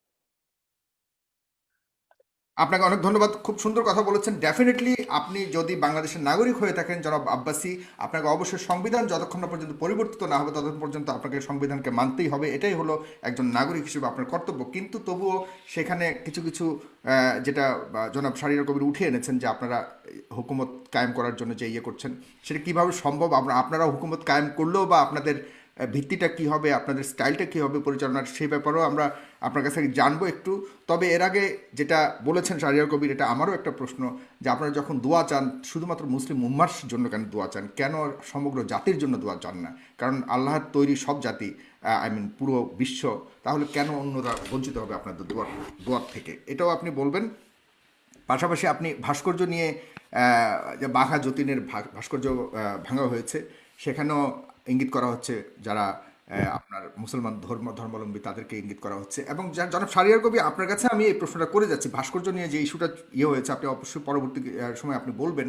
সেখানে আবার দেখা যাচ্ছে যে আওয়ামী সমর্থিত কয়েকজন আওয়ামী নেতাকেও গ্রেফতার করা হয়েছে সন্দেহমূলকভাবে। সেখানে আমরা বুঝতে পারছি অনেকে এটা বলতে চাচ্ছে যে শুধুমাত্র একটা প্রি প্ল্যান্ড একটা ঘটনা ঘটিয়ে এই আমাদের আলেম সমাজকে আপনার আটকানোর জন্য বা আলেম সমাজকে নিন্দা করানোর জন্য, আলেম সমাজকে দোষারোপ করার জন্য এই অপচেষ্টা করা হচ্ছে। এটাকেও আপনি কিভাবে দেখেন? আমি ডক্টর এনায়েতুল্লাহ আব্বাসী আপনার কাছে যাচ্ছি আপনার পরে। ধন্যবাদ সাগর সাহেব। প্রথম কথা হচ্ছে, আমাদের শাহরিয়ার কবির সাহেব যে কথা বলেছেন যে দেশ বিভক্তি নিয়ে প্রশ্ন এসেছে যে জিন্না ভুল করেছিল ধর্মের ভিত্তিতে দেশ ভাগের তত্ত্ব দিয়ে। মূলত বাংলাদেশ স্বাধীনতার মূল সূচনা আমরা দেখতে পাই টু নেশন থিওরি বা দ্বি জাতি তত্ত্ব। যে অংশে মুসলিম সংখ্যা বেশি সে দেশটি পাকিস্তান হবে, যে অংশে হিন্দু বেশি সে অংশটি হিন্দুস্তান হবে। জিন্নার রাজনীতিতে অনেক ভুল ত্রুটি ছিল, আর জিন্না নিজেও একজন প্রকৃত মুসলিম ছিলেন না, অনেকটাই ওয়েস্টার্ন ধ্যান ধারণায় বিশ্বাসী ছিল জিন্না। সে সময় ওলামায়ে কেরাম রাজনৈতিক প্রজ্ঞার কারণেই তাকে তাকে নেতৃত্বে এনেছিল। মূলত ইসলামের কোনো বিষয়ে ব্যাখ্যা দেবার কোনো অধিকার জিন্নার ছিল না। তো জিন্নার কোনো ভুল বক্তব্যকে আমরা সমর্থন করি না। ভাষা আন্দোলনে জিন্না যে কাজ করেছিলেন সেটা ইসলামের পক্ষে কোনো কাজ করেনি। সব ভাষাই আল্লাহ তাআলা সৃষ্টি, অতএব বাংলা ভাষার বিরোধিতা করে জিন্না চরম ভুল করেছিলেন। সে যাই হোক, দ্বিজাতি তত্ত্বের ভিত্তিতে দেশ ভাগ হয়েছে। বাংলাদেশে মুসলিম সংখ্যা বেশি ছিল বলে এটা পাকিস্তানের অংশ হয়েছে, এবং পাকিস্তানিদের জুলুম, নির্যাতন, নিপীড়নের কারণে বঙ্গবন্ধুর নেতৃত্বে ৭১ সালে বাংলাদেশ স্বাধীন হয়েছে। যদি এটা ভারতের অংশ হতো তাহলে ভারতে কোনোদিনও বাংলাদেশ স্বাধীন হতো বলে বিশ্বাস করা যায় না।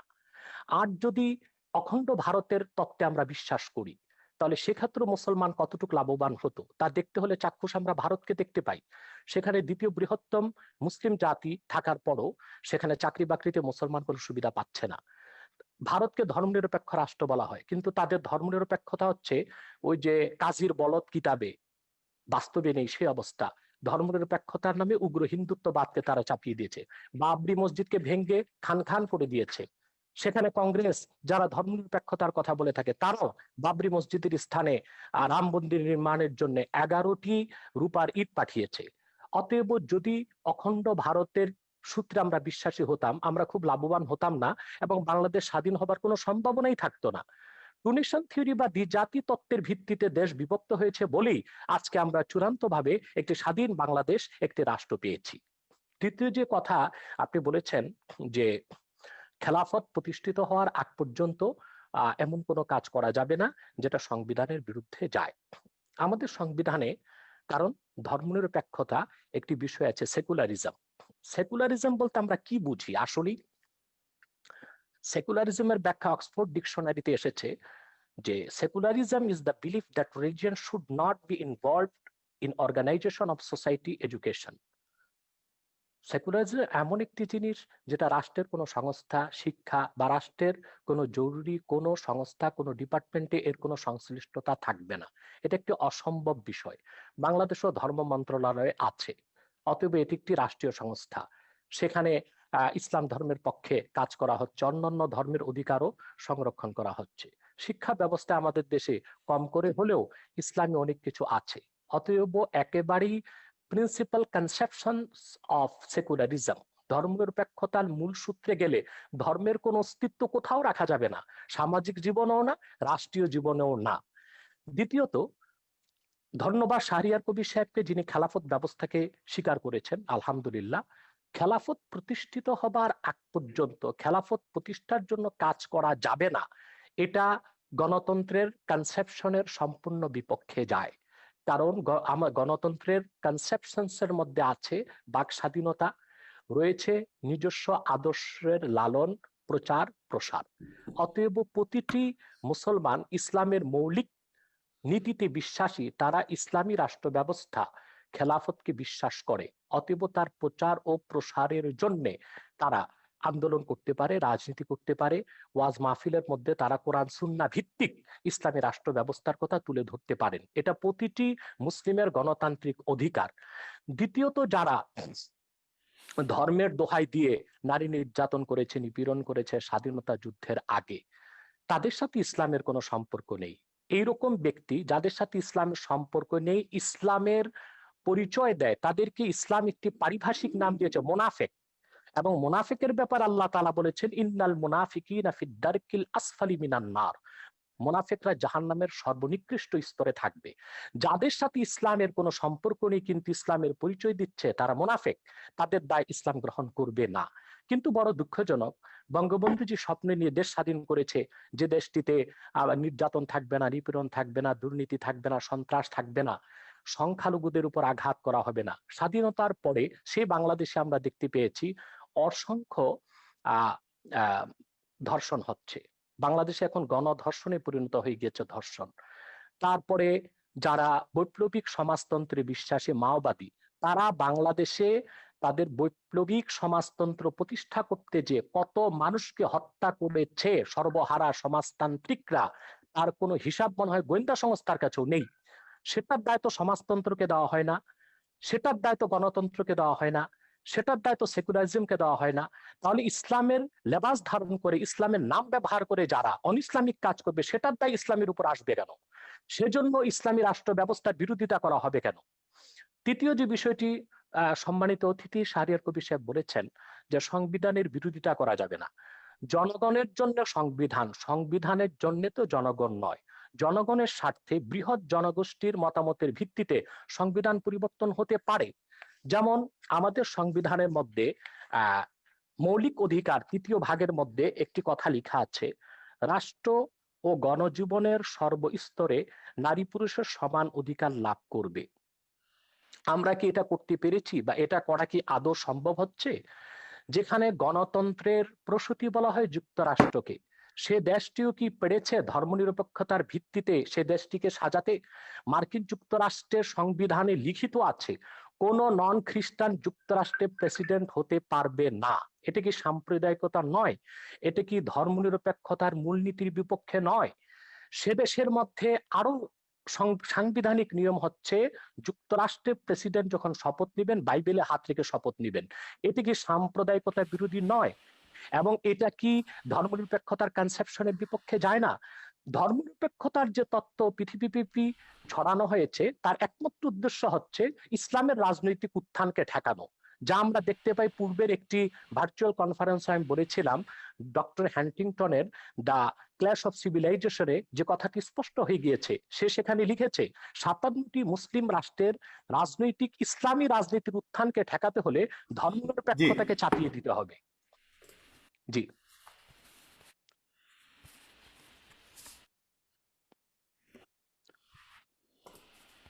শুনতে পাচ্ছেন সাগর সাহেব?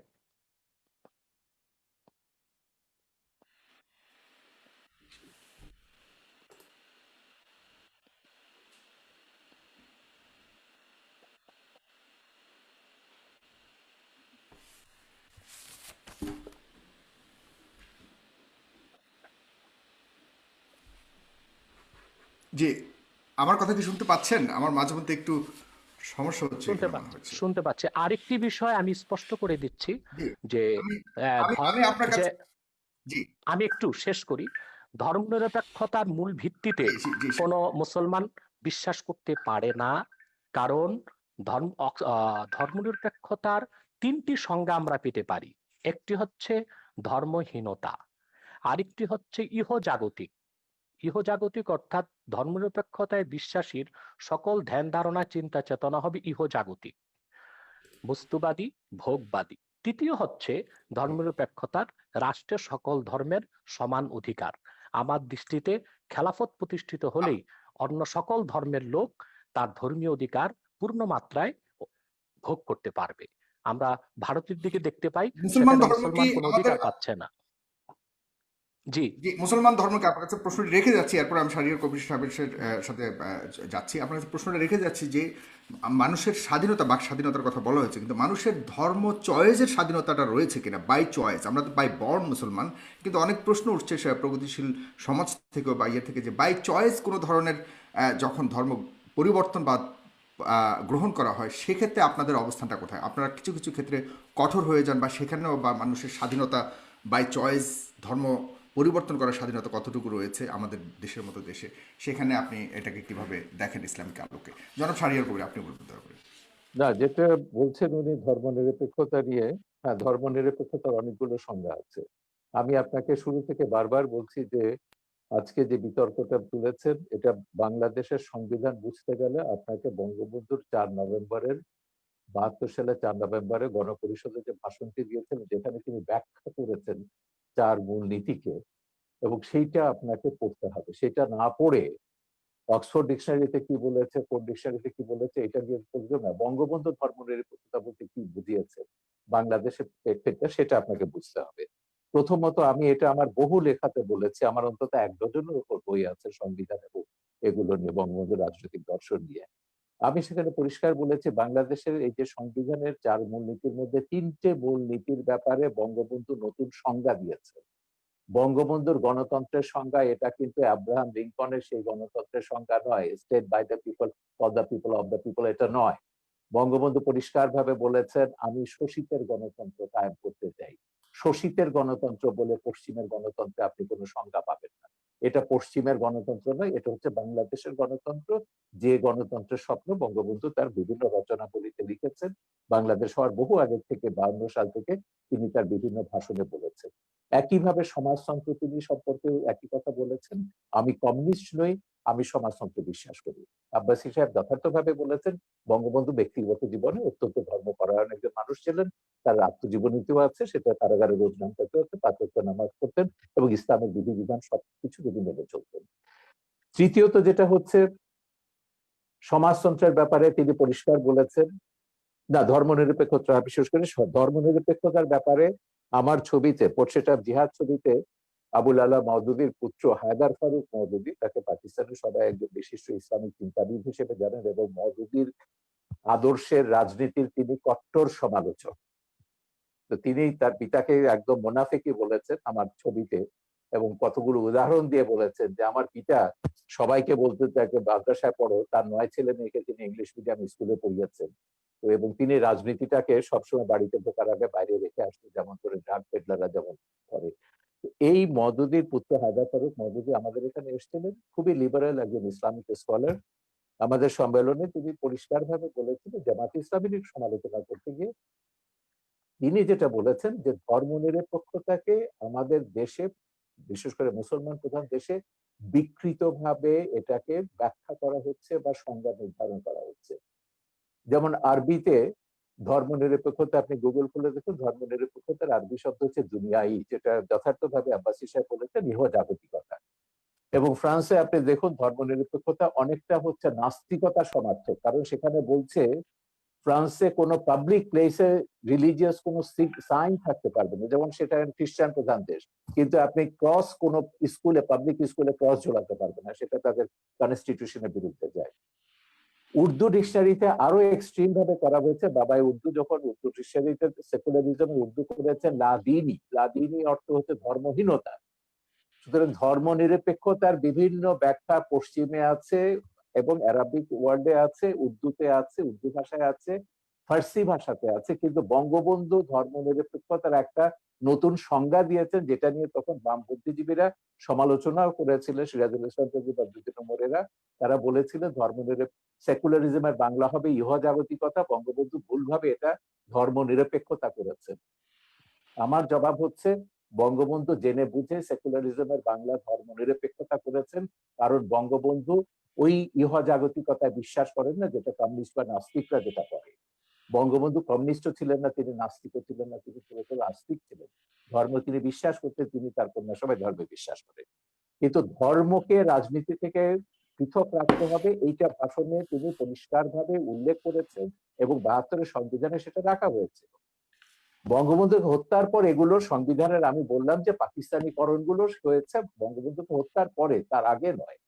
এখন তার কন্যা ফিরে আসার পর 4 মূলনীতি ফিরে এসছে, কিন্তু 4 মূলনীতির ব্যাপারে বলা হচ্ছে, আমি গোটা সংবিধানের সমালোচনার কথা কখনো বলিনি। আমি বলেছি সংবিধানের রাষ্ট্রের 4 মূলনীতির বিরুদ্ধে কোনো কাজ করা যাবে না, কারণ এটা সংবিধান বলে দিচ্ছে। 4 মূলনীতির পরিপন্থী কোনো আইন কোথাও কিছু থাকতে পারবে না। আমাদের এখনো শরিয়া আইন নয়, এখানে সেকুলার আইন দিয়ে রাষ্ট্র ব্যবস্থা পরিচালিত হয়, যদিও জামাত, হেফাজত, খেলাফত এরা সবাই শরিয়া আইন কায়েম করবার কথা বলছে, ব্লাসফেমি আইন কায়েম করার কথা বলছে, এবং ভিন্ন মত, ভিন্ন ধর্মের সবার বিরুদ্ধে তারা বিষোদ্গার করতে দেখি এরা সহ্য করা হবে না, থাকবে না। ওয়াজগুলো শুনলে আপনি বুঝবেন। আমার কথা খুব পরিষ্কার যে ধর্ম একটা আধ্যাত্মিক ব্যাপার, আপনি যখনই বলবেন যে কি ধর্ম এটা রাজনৈতিক ব্যাপার, তখনই বিভেদ আসবে। উদাহরণ দিয়ে বলি আপনাকে, এটা আপনাকে একটু বুঝতে হবে। 52 সালে যখন পাকিস্তানে কাদিয়ানি দাঙ্গা হলো, মওদুদির নির্দেশে কাদিয়ানি মাসালা যখন লিখলেন, প্রচুর কাদিয়ানিকে সেখানে হত্যা করা হলো। বলা হলো কাদিয়ানিরা মুসলমান নয়, এদেরকে হত্যা করতে হবে। এবং সে কাদিয়ানি দাঙ্গার পরে লাহোরে পাকিস্তানে একটা সামরিক আদালত, একটা কমিশন গঠন করেছিল। প্রথমে আদালত করা হয়েছিল, পরে কমিশন হয়েছে, জাস্টিস মুনির কমিশন। এটার নাম ছিল জাস্টিস মুনিরের নেতৃত্বে একটা কমিশন করা হয়েছিল। এই কমিশন পাকিস্তানের 15 জন ইসলামিক স্কলারকে এবং ধর্মীয় রাজনৈতিক দলের নেতাকে, যেসব ধর্মভিত্তিক রাজনৈতিক দল আছে, জামাতে ইসলামী এবং নেজামে ইসলামী তখন ছিল, এদেরকে ডেকেছিলেন এবং তারা কতগুলো প্রশ্ন করেছিলেন। এই মুনির কমিশনের রিপোর্টটা আমি মনে করি একটা যুগান্তকারী বক্তব্য, যেটা হচ্ছে কেন একটা রাষ্ট্র ধর্মের ভিত্তিতে হতে পারে না। সেখানে মুনির কমিশন 4টা প্রশ্ন করেছিল প্রধান ইস্যুতে। একটা হচ্ছে ইসলাম কাকে বলে, মুসলমান কাকে বলে, এবং সেইখানে তারা বলছেন যে 15 জনের মধ্যে 15 জন 15টা ব্যাখ্যা দিয়েছেন ইসলাম এবং মুসলমানের। তারপর কতগুলো প্রশ্ন তারা করছেন, যেমন জামাত ইসলামীকে বলেছেন যে আচ্ছা, আপনারা তো ইসলামী হুকুমতে বিশ্বাস করেন, কারণ দেশের অধিকাংশ মানুষ হচ্ছে মুসলমান, তাদের অনুযায়ী শরিয়া আইন অনুযায়ী চলবে। তো ভারতের সংখ্যাগরিষ্ঠ মানুষ তো হচ্ছে হিন্দু, তারা যদি এখন মনুর রাজত্বে বিশ্বাস করে, মনুর সংবিধানে বিশ্বাস করে, হিন্দু আইনে ভারত চলবে, আপনি কি সেটা মেনে নেবেন? তিনি বললেন যে ওটা ভারতের ব্যাপার, আমাদের ওখানে কিছু বলার। ওকে, একটা সেকেন্ড সেটা হচ্ছে, এখন ধরুন ভারত পাকিস্তানের সঙ্গে একটা যুদ্ধ হলো, এখন সেখানে ভারতের মুসলমানদের দায়িত্বটা কি হবে? না, প্রথমে বলে যে পাকিস্তানের হিন্দুদের দায়িত্বটা কি হবে, এখানে তো হিন্দুরা আছে। উনি বললেন না, নিশ্চয়ই ভারতের সঙ্গে পাকিস্তানের যুদ্ধ হলে হিন্দুদের তো অবশ্যই পাকিস্তানকে সমর্থন করতে হবে, ভারতের বিরুদ্ধে যুদ্ধ করতে হবে। তারপর বললেন এবার আসুন সেখানে ভারতের মুসলমানদের দায়িত্বটা কি হবে। তারা পরিষ্কার বললেন যে ভারতের মুসলমানদের দায়িত্ব হচ্ছে পাকিস্তানের পক্ষে, ইসলামের পক্ষে লড়াই করা, তার নিজের দেশের বিরুদ্ধে। তো এরপরে তারা আরো অনেকগুলো এই ধরনের অসঙ্গতিপূর্ণ প্রশ্ন করেছেন এবং তারপর বললেন যে কি যে কে মুসলিম কে মুসলিম নয়, এটা নির্ধারণ করার দায়িত্ব সংবিধান সরকারকে দেয়নি। এটা যদি করতে হয় তাহলে এখানে হানাহানি, সংঘাত, সংঘর্ষ এটা চলতেই থাকবে। সুতরাং ওই যে কাদিয়ানীদেরকে তখন যত মুসলমান অমুসলিম ঘোষণার দাবি করেছিল, তখন তারা বলেছিলেন এটা রাষ্ট্রের এখতিয়ার নয়, এটা ধর্মের এখতিয়ার, এবং ইসলামেও আছে মোহাম্মদের উম্মতদের মধ্যে এতগুলো ভাগ হবে, কতগুলো 73টা ভাগ হবে, এবং তারা কি কোথায় কি যাবে, বেহেশতে যাবে না দোজখে যাবে, আমি সেই বিতর্কে যাচ্ছি না। ইসলামের এগুলো ভাগ নিয়ে তিনি যেমন বলেন, মওদুদি নিয়ে তাদের মধ্যে আলেমদের মধ্যে দ্বিমত আছে, খেলাফত নিয়ে দ্বিমত থাকতে পারে। মওদুদিরা বিশ্বাস করেন, জামাত বিশ্বাস করে তারা গণতান্ত্রিক ভাবে ক্ষমতা যাবে, যে মওদুদি গণতন্ত্রকে একসময় কুফরি মতবাদ বলেছিলেন, নির্বাচনকে তিনি শিকারী কুকুরের দৌড় বলেছিলেন, পরে তারা আবার নারী নেতৃত্বকে হারাম বলেছিলেন, এগুলো পরে সবই তারা মেনে নিয়েছে। এইটা যদি রাজনীতিকে যদি আপনি নিয়ে আসেন, ধর্মকে যদি রাজনীতিতে নিয়ে আসেন, তাহলে এই যে বিভক্তিগুলো, এই বিভক্তিগুলো কিন্তু আপনাকে টুকরো টুকরো করে দেবে। পাকিস্তানের দিকে তাকিয়ে দেখুন, ইরাকের দিকে তাকিয়ে দেখুন, আল কায়দা আইসিস কি করেছে, তারা তো যা করেছে ইসলামের নামে কিন্তু করেছে। আমার এখানে একটা প্রশ্ন আছে আপনার কাছে, আপনি কি মনে করেন ভারত ধর্মনিরপেক্ষ? ভারত সাংবিধানিক ভাবে ধর্মনিরপেক্ষ, কিন্তু বর্তমানে ভারত যেটা করছে এটাকে মোটেই ধর্মনিরপেক্ষ বলা যাবে না। সেখানে ধর্মনিরপেক্ষ তার আসন্ন জড়াজড়ি দিয়েছে। সেখানকার যে ধর্মীয় জনগোষ্ঠী রয়েছে, সেখানে কি উগ্রপন্থা রয়েছে কিনা আপনি কি মনে করেন? অবশ্যই আছে, এবং সেখানে তো তার বিরুদ্ধে লড়াই করতে হবে। সেখানকার হিন্দুদের প্রধান দায়িত্ব হচ্ছে সেকুলারিজমে যেসব হিন্দুরা বিশ্বাস করেন, সেখানকার সংখ্যালঘিষ্ঠ মুসলমানদের প্রতিষ্ঠান এবং রক্ষার দায়িত্ব তাদের। হিন্দু মৌলবাদের যে উত্থান হয়েছে বর্তমানে, সেটাকে আপনি কতটুকু বিশ্বাস করেন, এবং সেই হিন্দু মৌলবাদের সর্বশক্তির সহায়তা নিয়ে বর্তমানে বিজেপি সরকার অধীন রয়েছে? আমি এটা কখন অস্বীকার করছি না, আমি মানা করলাম কখন? এটা ভারত কেন বলছেন? সারা বিশ্বব্যাপী এখন মৌলবাদের ধর্মের নামে উন্মাদনা হচ্ছে, ভারতে হিন্দু ধর্মের নাম হচ্ছে। বেশি আমাদের মুসলিম ধর্ম নিয়ে কেন হচ্ছে সেটাই প্রশ্ন। কে বলছে? কে মুসলিম নিয়ে কথা বলছে? আমি মায়ানমারে যখন বুদ্ধিস্ট মঙ্করা যখন মুসলিম নিধন নিয়ে কথা বলছে, সবচেয়ে বেশি রোহিঙ্গাদের ব্যাপারে নির্মূল কমিটি কথা বলেছে, আমাদের সংগঠন কথা বলেছে, আমরা কমিশন গঠন করেছি, আন্তর্জাতিক সেমিনার অন্তত কয়েক ডজন ইন্টারন্যাশনাল সেমিনার করেছি, যে বার্মাতে বুদ্ধিস্ট মঙ্কদের একটা গোষ্ঠী, আমি গোটা বৌদ্ধ ধর্মকে বলবো না, মঙ্করা, আমি কখনো ইসলাম ধর্ম বলছি না, হিন্দু ধর্ম বলছি না, কিছু ধর্ম ব্যবসায়ী রাজনৈতিক মতলবে ধর্মকে ব্যবহার করছে, ইহুদি ধর্মের নামে যেমন করছে, হিন্দু ধর্মের নামে হচ্ছে, ইসলাম ধর্মের নাম হচ্ছে, খ্রিস্টান ধর্মের নাম হচ্ছে, এমনকি সবচেয়ে শান্তির ধর্ম যেটা বলা হয় বৌদ্ধ ধর্ম, সেই নামেও কিন্তু হচ্ছে। বার্মাতে হচ্ছে, সিলনে হচ্ছে, এগুলো আমরা দেখছি। সারা বিশ্বব্যাপী দক্ষিণ পন্থার এই তাণ্ডব কিন্তু গুলো এই আমরা দেখছি। হিন্দু সেই জন্যই আমরা বলছি হিন্দু ধর্ম, মৌলবাদের কথাটা শেষ করতে দিন, হিন্দু আমি যেটা মৌলবাদের বলতে চাইছি, আমি কোনো মৌলবাদকে সাপোর্ট করি না। এমনকি নাস্তিকরাও যখন মৌলবাদীদের ভাষায় কথা বলে, সেই নাস্তিকতাকেও আমি সমর্থন করি না। আমার কথা হচ্ছে, বিশ্বে আস্তিক আছে, নাস্তিক আছে, 600 কোটি মানুষ বিভিন্ন ধর্মে বিশ্বাস করে, 100 কোটি মানুষ কোনো ধর্মে বিশ্বাস করে না। এই পৃথিবীতে সব মানুষের সমান অধিকার মর্যাদা নিয়ে বাস করবার অধিকার আছে। এইটাকে আপনি যে ধর্মের নামে দিন না কেন, আপনার কাছে ধর্মের আবারও নামে আসছি আপনি জনাব মানুষের সানিয়ার কবির, জি বিভক্তি করতে পারবেন না। জি আপনার কাছে আবারও আসছি ডক্টর এনায়েতুল্লাহ আব্বাসী, বলবেন দয়া করে।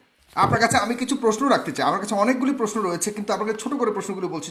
জনাব এনায়েতুল্লাহ আব্বাসী, যে কোরআনের রাজনীতি সম্পর্কে কোনো আয়াত রয়েছে কিনা কোরআনে, আমি নাম্বার ওয়ান। জি ইতিমধ্যেই রাজনীতির ব্যাপারে কয়েকটি আয়াত এবং সহিহ হাদিস শুনিয়েছি।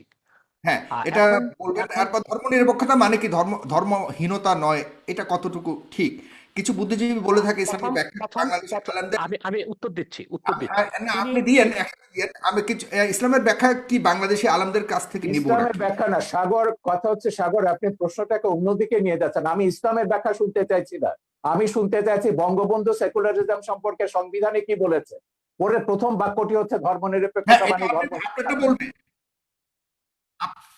হ্যাঁ, আপনারটা বলবে। আমি পাশাপাশি অন্য কিছু প্রশ্ন আসছে, সেটাই আমি দিচ্ছি, উনি একসাথেই বলবেন সবগুলো।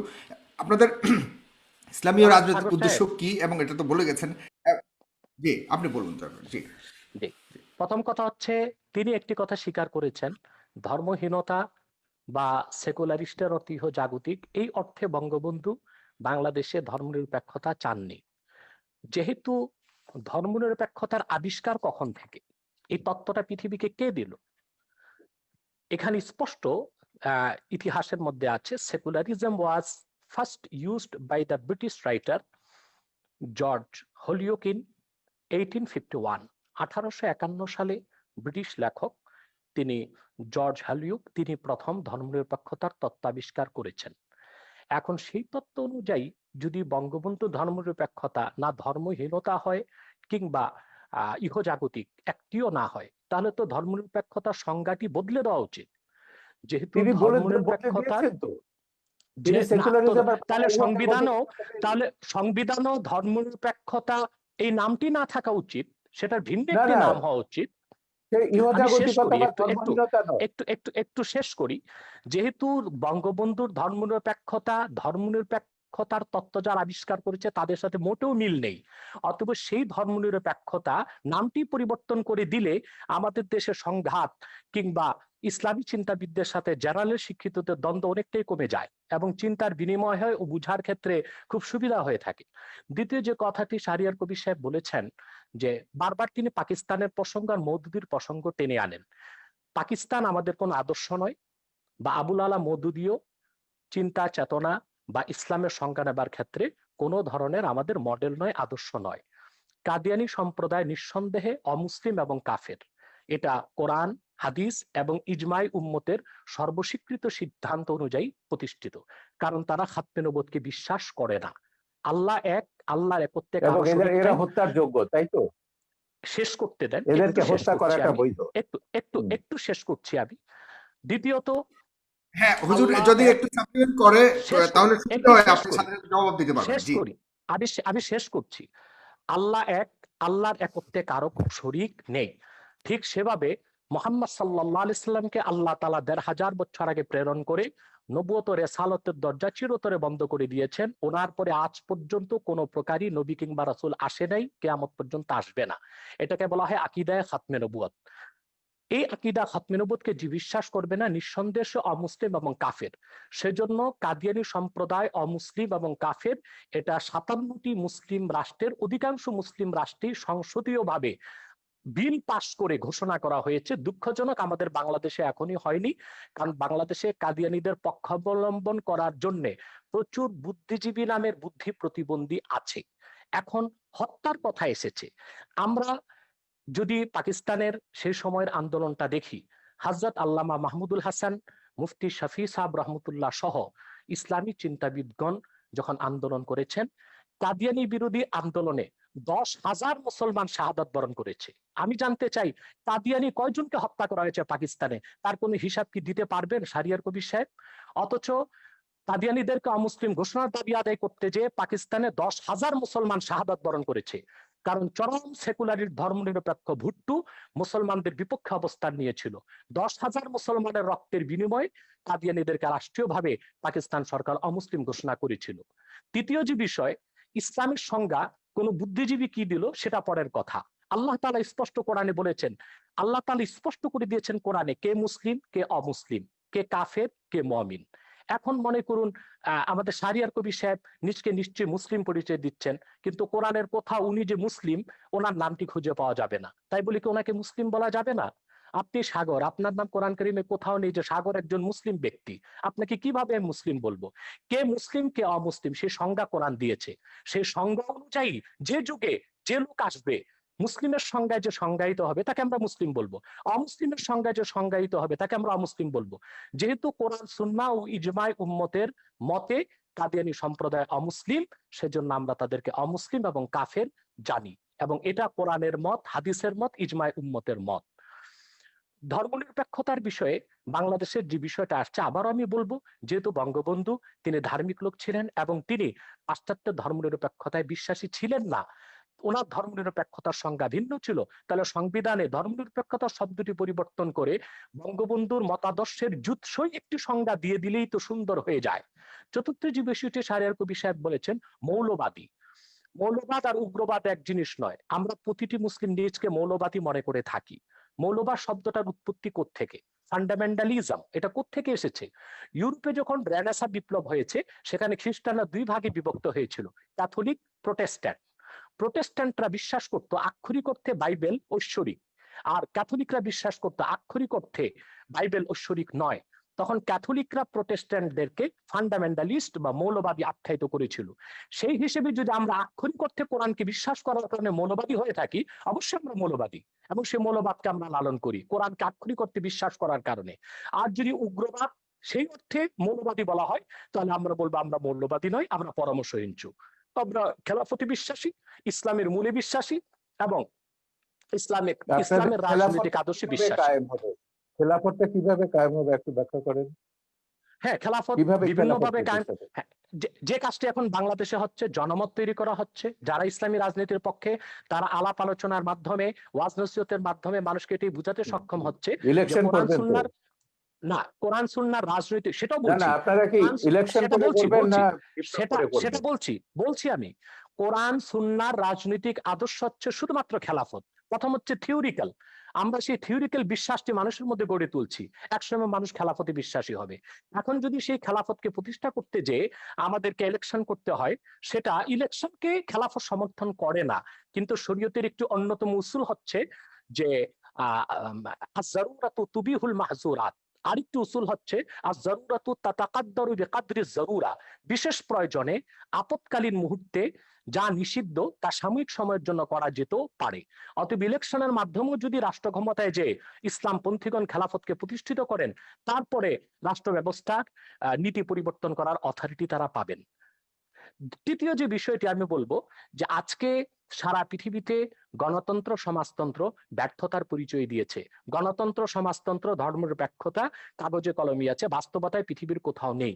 বরং পৃথিবীর শক্তিশালী রাষ্ট্রগুলো এখন খেলাফত ব্যবস্থার দিকে ধাবিত হচ্ছে, অঘোষিতভাবে প্রচার না করে।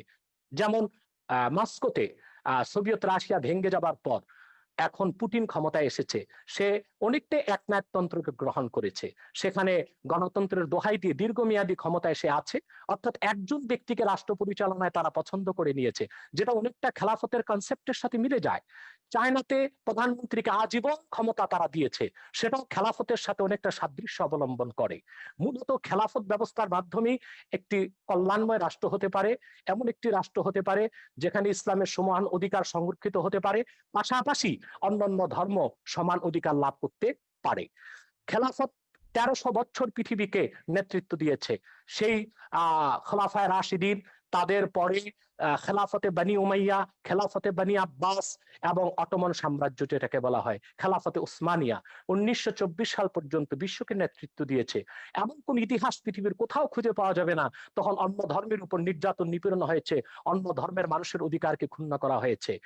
বাদশাহ আকবর যখন দ্বীন এলাহিকে প্রতিষ্ঠিত করেছিল ভারতে, পরবর্তীতে তার নাতি বাদশাহ আলমগীর যখন খেলাফতের অনেকটা কনসেপ্ট গ্রহণ করেছিল, ইসলামী শরিয়া ব্যবস্থাকে চালু করেছিল, বিধিবদ্ধ ইসলামের সংবিধান ফাতাওয়া হিন্দিয়া বা ফাতোয়া আলমগীরি সংকলন করেছিলেন, তখন ভারতে কোথাও কোন একটি হিন্দু মন্দিরের উপর আঘাত করা হয়নি, হিন্দুদের কোনো উপাসনালয়, কোনো ধর্মস্থানে আঘাত করা হয়নি।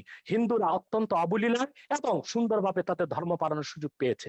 অথবা খেলাফত রাষ্ট্র প্রতিষ্ঠিত হলেই অন্য ধর্মের মানুষ তার ধর্মীয় অধিকার পালন করতে পারে এবং সুযোগ সুবিধা গ্রহণ করতে পারে, এবং পৃথিবীকে একদিন আবার ফিরে আসতে হবে খেলাফতের দিকেই, এবং মুসলিম বিশ্বগুলো আবার খেলাফতের দিকে ফিরে আসবে, সেটাও একটি চিরন্তন সত্য কথা। আপনাকে অনেক ধন্যবাদ। প্রায় 20,000 মানুষ এই মুহূর্তে একসাথে আমাদের অনুষ্ঠানটি দেখছে। দর্শক, আপনারা অবশ্যই এই 20,000 মানুষ যারাই দেখছেন তারা অবশ্যই আমাদের পেজটিকে লাইক দেবেন, এবং আমাদের যে ইউটিউব চ্যানেলটি আছে সেখানে একটু পরে এটা আবারও প্রচারিত হবে, সেখানে আপনারা দেখতে পাবেন। যারা প্রথম থেকে দেখতে পারেননি তারা অবশ্যই আমাদের ইউটিউব চ্যানেলটিকে সাবস্ক্রাইব করবেন। জনাব শাহরিয়ার কবির, আপনার কাছে আসছে, আপনার অনেক শুনেছেন জনাব ডক্টর এনায়েতুল্লাহ আব্বাসীর কথা। আপনার কাছে আমি আরেকটি প্রশ্ন করতে চাই যে আপনি ধর্মীয় আলোকে শিক্ষা ব্যবস্থার ঘোর বিরোধিতা করেছেন এবং কিছু কিছু বিষয়ে আপনি অনেক আপত্তি তুলেছেন বিভিন্ন সময়ে। সেটা আসলে যদি বাই চয়েস হয়ে থাকে যে আমি ধর্মীয় শিক্ষায় শিক্ষিত হতে চাই, সেখানে সমস্যাটা কেন, আপত্তিটা কেন? না, ধর্মীয় শিক্ষা তো আমি কখনো বিরোধিতা করিনি। আমি কখনো বলিনি মাদ্রাসা ব্যবস্থা তুলে দিতে হবে, যদিও আমাদের সংবিধানে আছে একমুখী শিক্ষা হতে হবে। আমরা বলেছি বিশেষ করে কওমি মাদ্রাসা নিয়ে, যে কওমি মাদ্রাসায় যারা পড়ে, আমাদের দেশের গরিব মানুষের ছেলেরা এখানে পড়ে, এতিমরা পড়ে এখানে। কারণ এই একটা বৃহৎ সংখ্যক ছাত্র বা তরুণ গোষ্ঠীকে আমরা কেন ওই উগ্র মৌলবাদীদের জিম্মি করে রেখে দেবো? এখানকার ক্যারিকুলামে কিন্তু আমাদের কোনো হাত নেই। এরা বাংলাদেশের মুক্তিযুদ্ধের ইতিহাস জানে না। তাদের যে জাতি যে হাজার বছরের বাঙালি জাতির যে একটা সমৃদ্ধ ইতিহাস রয়েছে, সম্প্রীতির ইতিহাস রয়েছে, মানবতার ইতিহাস রয়েছে, মানুষকে ভালোবাসার ঐতিহ্য রয়েছে, এগুলো কিন্তু কিছুই তারা জানে না। তাদের মাথার মধ্যে জেহাদ ঢোকানো হচ্ছে, খেলাফত ঢোকানো হচ্ছে, ভিন্ন মত, ভিন্ন ধর্ম, ভিন্ন জীবনধারা যারা বিশ্বাসী তাদেরকে হত্যা করতে হবে। হত্যার বিবরণগুলো দেখলেই তো আপনি বুঝবেন। হত্যার যে এই যে যখন আপনার এই যে 15 সালে 16 সালে যখন এই যে ধারাবাহিক ব্লগারদের হত্যা করা হলো, একটা ঘটনা আমি বলি। ব্লগার বাবুকে যে হত্যা করেছিল, যে সে দুটো মানুষ, যে একজন হিজড়া একজন ফেরিওয়ালা তাকে উদ্ধার জড়িয়ে ধরেছিল, আটকে ছিল, সেই ছেলেটা, সেও একটা তরুণ, মাদ্রাসা থেকে মাত্র বেরিয়েছে। সেই তরুণকে জিজ্ঞাসাবাদে জিজ্ঞেস করলো, কেন তুমি বাবুকে হত্যা করছো? ও বলে, আমার হুজুর আমাকে বলেছেন, উস্তাদ আমাকে বলেছেন। বলে, তুমি বাবুর কোনো লেখা পড়েছো? বলে, না, পড়িনি। সেই ছেলেটা জিজ্ঞাসাবাদে বলছে বাবুর সে কোনো লেখা পড়ে, বাবু নামটা তার কাছে পরিচিত ছিল না, বাবুর কোনো ছবি সে দেখেনি, পোস্ট পড়েনি। এবং যেহেতু হুজুর বলেছেন সেই ইসলাম বিরোধী এবং সে মুরতাদ, তাকে হত্যা করতে হবে, এবং সেই বিশ্বাসে সে হত্যা করেছে। এই উন্মাদনাগুলো কিন্তু এদের মাথার মধ্যে ঢোকাচ্ছে সেই মাদ্রাসা থেকে। এটা নিয়ে বহুত আমাদের লেখা আছে। দেশে এবং কোথাও ঢুকাচ্ছে? আপনি কোনো প্রমাণ আছে আপনার কাছে আমাদের দেশে কোথাও ঢুকাচ্ছে কিনা এরকম ধরনের? আমরা 2013 সালে হেফাজত জামাতের এই তাণ্ডবের পরে একটা শ্বেতপত্র বার করেছি, 1000টা মাদ্রাসা, কওমি মাদ্রাসায় তদন্ত করেছি, এবং আমাদের যে এবং ওই রাতে কারা কতজনকে হত্যা করা হয়েছিল সেটা রিপোর্ট আমাদের শ্বেতপত্রে আছে, যেটা হেফাজত পর্যন্ত চ্যালেঞ্জ করেনি। সেদিনও দেখলাম ওই বিতর্কে হেফাজতের এক নেতা বলছেন যে হ্যাঁ, নির্মূল কমিটি যে শ্বেতপত্র বের করেছে সেটাকে তারা অথেন্টিক মনে করেন। কিন্তু সেই শ্বেতপত্রে আমরা দেখিয়েছি আমাদের কওমি মাদ্রাসাগুলোতে তারা জাতীয় সঙ্গীত গায়। কেন? এটা প্রথমে বলছে এটা হচ্ছে সঙ্গীত হচ্ছে হারাম, ইসলামের গান গাওয়ার বিধান নেই। কেউ বলছে এটা হিন্দুর লেখা, কেউ বলছে এটা ভারতীয়র লেখা, এখানে কওমি তারানা হতে হবে, ইসলামী জোশের গান হতে হবে, তৈরি তারা গাইবে। তো এখন একটা কথা ভাবুন, যে যে তার ইতিহাস জানে না, যে তার মুক্তিযুদ্ধের কথা জানে না, তার ও গৌরব জানে না, তার মাথার মধ্যে তো আপনি ঢুকিয়ে দেবেন যে সিরিয়াতে সব এই যে মুসলমানদের মেরে সাফ করতে যাচ্ছে, করে ফেলছে, আফগানিস্তানের সব মুসলমান মেরে সাফ করে ফেলছে কমিউনিস্টরা বা অন্যরা, ওই শিয়ারা, ওখানে আসাদের লোকেরা, তোমরা ওখানে যাও, গিয়ে জেহাদ করো। তো তরুণরা কিন্তু এভাবে বিভ্রান্ত হচ্ছে, জেহাদে যাচ্ছে, এবং অনেক বাবা মার কোল খালি হচ্ছে, তারা জানে না তাদের ছেলে কোথায় গিয়ে কোথায় মারা যাচ্ছে, বাট এটাকে তারা জেহাদ কিন্তু মনে করে, ইসলাম বাংলাদেশে, ধর্ম। জনাব শাহরিয়ার কবির, বাংলাদেশে যতগুলি এই উগ্রপন্থা বলে আমরা যতগুলি ঘটনাকে আমরা চিহ্নিত করার চেষ্টা করছি, সেখানে সব কিন্তু আমাদের সাধারণ ইসলামিক মিডিয়ামের, সরি, ইংলিশ মিডিয়ামের ছাত্রছাত্রীরা জড়িত পাওয়া গেছে বিভিন্ন না, তদন্তে। সরি, সরি, সেটা আপনি কয়েকটা কটের কথা বলতে পারবেন। আপনি কওমি মাদ্রাসার পাঠ্যপুস্তকটা দেখুন। ইংলিশ মিডিয়াম কেন, আমি তো ইউরোপের কথা বলেছি। সিরিয়াতে জেহাদ করতে গেছে, সেখানে 5,000-এর ওপর সাদা ইউরোপিয়ান মুসলিম, মুসলিম, তারা গেছে। তারা কি জন্য, তাদের কয়েকজনের সঙ্গে আমি কথা বলেছি, আমার ছবিতে তাদের ইন্টারভিউ আছে। তারা বলছে it was an adventure, they were killing bad guys and we were the good guys, went there to kill the bad guys। এই যে গেম গুলো তারা খেলছে, bad guys will be killed by the good guys, এই adventure থেকে তারা বলছে। আমার একটা ছেলে বলছিল, সে আবার ইন্ডিয়ান ছবি দেখে, বলে তার হিরো ছিল শাহরুখ খান। বলে দেখো, শাহরুখ খান তো ওখানে দামি একটা রাইফেল নিয়ে এসে যুদ্ধ করছে বা হিরোইজম দেখাচ্ছে, আমি সিরিয়াতে জেহাদ করতে গেছি, I will be having a real AK-47। So এইটা হচ্ছে এক ধরনের উন্মাদনা মানুষের মগজে তৈরি করা হয়েছে, এবং সেই উন্মাদনার কারণে এরা গেছে সেখানে জেহাদ করে, তারপর অনেকে ফিরে এসছে, অনেকে মারা গেছে। কিন্তু এই যে উন্মাদনাটা আপনি তৈরি করে দিচ্ছেন সারা পৃথিবীর তরুণ সম্প্রদায়ের মধ্যে, আজকে তো ইন্টারনেটের প্রযুক্তির কারণে আপনি এইগুলো, এই উন্মাদনা, আমার কথা হচ্ছে খুব পরিষ্কার, আপনি শান্তিপূর্ণভাবে আপনার ধর্ম প্রচার করুন, পালন করুন। কেন একজনকে বাধ্য করবেন, কেন বলবেন সে ধর্ম ছেড়ে চলে গেছে তাকে গলা কাটতে হবে?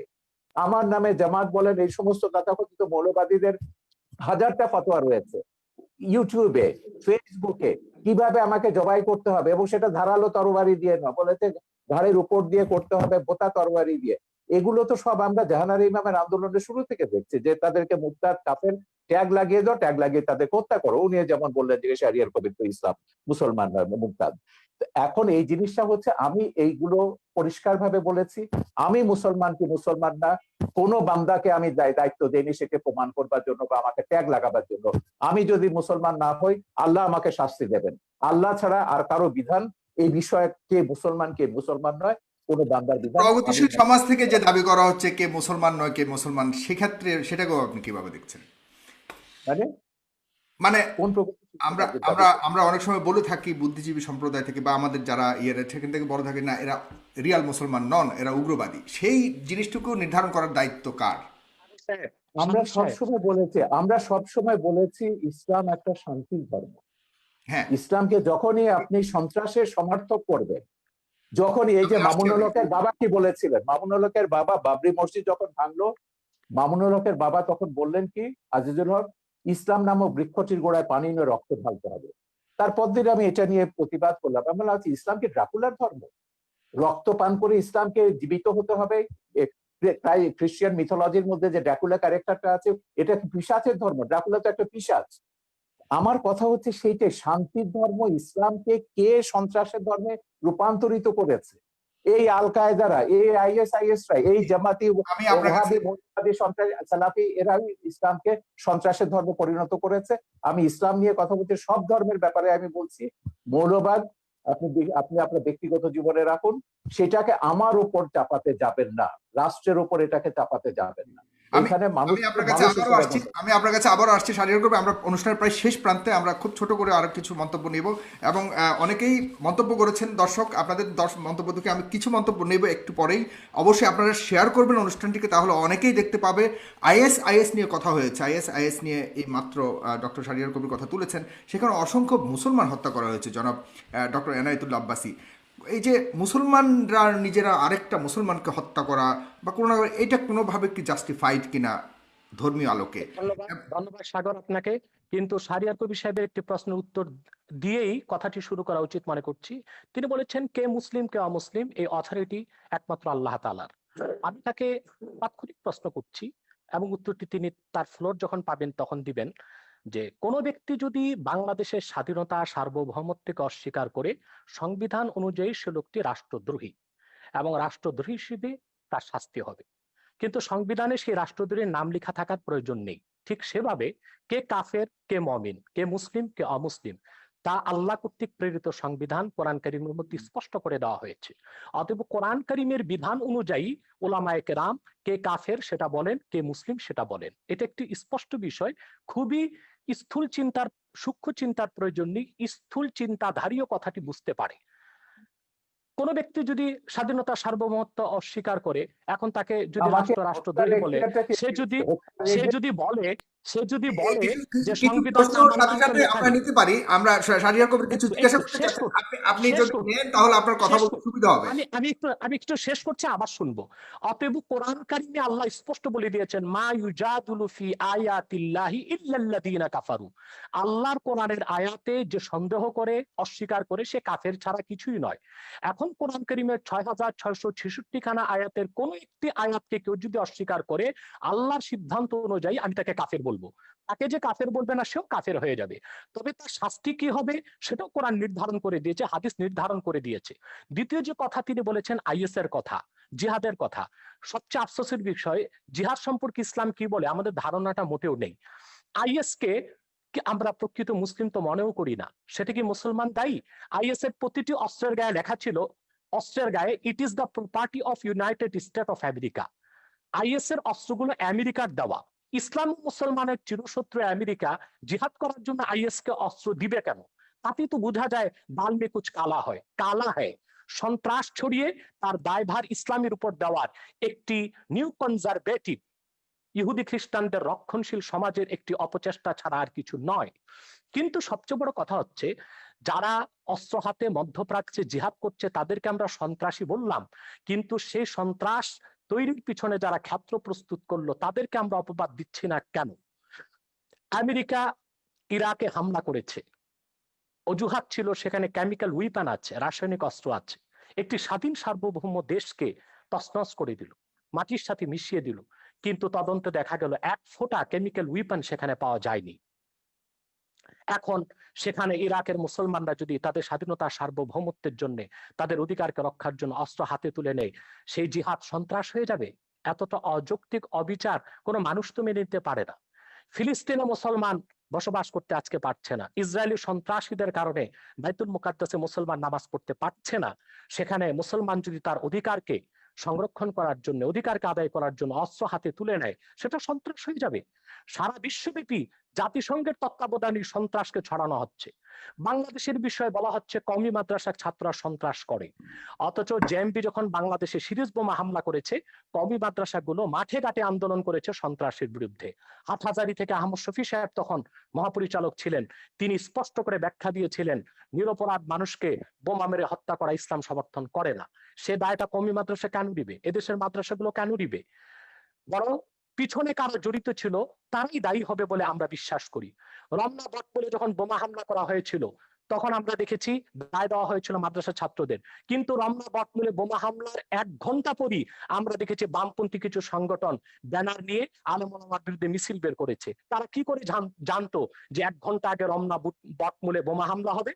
নিশ্চয় ঘটনাটির সাথে তারা জড়িত ছিল। সন্ত্রাসী কর্মকাণ্ড করে দায় তারা আলেম ওলামা পীর মাশায়েখের উপর দেওয়ার চেষ্টা করেছে। আলেম ওলামা পীর মাশায়েখদের ইমেজকে, সম্মানকে ক্ষুণ্ণ করার জন্য, এবং বাংলাদেশে যেন ইসলামের রাজনৈতিক উত্থান না ঘটে সেটা ঠেকাবার জন্য। অতএব না জেনে তথ্য প্রমাণ আমি ছাড়া। যেটা হচ্ছে, আপনি আহমেদ শফির কথা বললেন, আপনি একটু মন্তব্য করুন। এই আহমেদ শফি 2013 সালের 15ই ফেব্রুয়ারি সমস্ত তথাকথিত ইসলামিক পত্রিকাগুলোতে, জামাতের এবং তাদের সহযোগীদের পত্রিকা, আধা পৃষ্ঠা একটা খোলা চিঠি লিখেছেন প্রধানমন্ত্রীকে। সেখানে আমার নাম, মুনতাসির মামুনের নাম, জাফর ইকবালের নাম, আমাদের সবার নাম উল্লেখ করে বলেছিলেন এইসব নাস্তিক, মুরতাদ, কাফের এরা। এবং তারপর যেটা ব্লগারদের বিরুদ্ধে তিনি তার ঘাতকদেরকে লেলিয়ে দিলেন, তারপর তো সিরিজ অফ ব্লগার হত্যা আমরা দেখলাম, এবং প্রত্যেকে তারা বলেছে, এবং যারা ওই যে ইয়েটা করেছে, এই হলি আর্টিজান ঘটিয়েছে, তারাও বলেছে তারা জাকির নায়কের ওয়াজ শুনে এবং আহমদ শফির ওয়াজ শুনে তারা এগুলো করেছে। ধর্ষণের ব্যাপারে তিনি যেটা বলেছে, ধর্ষণটা বেড়েছে কেন? আহমদ শফির সেই ওয়াজ কি আমরা ভুলে গেছি? এখনো ইউটিউবে আপনি পাবেন যে গার্মেন্টস এর মেয়েদেরকে তিনি ঘর থেকে বেরোতে মানা করছেন। ঘর থেকে বেরোলে পুরুষের লালা ঝরবে, এবং যে পুরুষের লালা ঝরবে না সে পুরুষ নয়, তাদেরকে প্রকারান্তরে যে গার্মেন্টস এর মেয়েদেরকে জেনাকারিনী বলছে, যে এরা বাইরে যায় জেনা করবার জন্য। এবং আমার ও ছবি তো ওখানে আছে, একজন এসে বলেছেন যে ইসলামী আইন অনুযায়ী তিনি প্রমাণ ছাড়া এমন কথা বলতে পারেন না, সেই অনুযায়ী তার ৮০টা দৌড়া পেতে হবে। আমি সেইখানে যাচ্ছি না, আমার কথা হচ্ছে দিস ইজ বাংলাদেশ, এটা বাংলাদেশ। এখানে এখনো ইসলামী হুকুমত কায়েম হয়নি, এখনো কোরআনের আইন কায়েম হয়নি। বাংলাদেশ চলবে বঙ্গবন্ধু যে সংবিধান দিয়ে গেছেন সেই সংবিধান অনুযায়ী।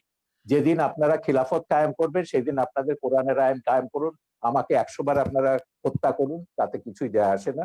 কিন্তু কথা হচ্ছে যতক্ষণ পর্যন্ত এটা বাংলাদেশ আছে ততক্ষণ পর্যন্ত বাংলাদেশের সংবিধানের মূলনীতি আপনাকে বিশ্বাস করতে হবে, আমার বাঙালিত্বের চেতনাকে বিশ্বাস করতে হবে।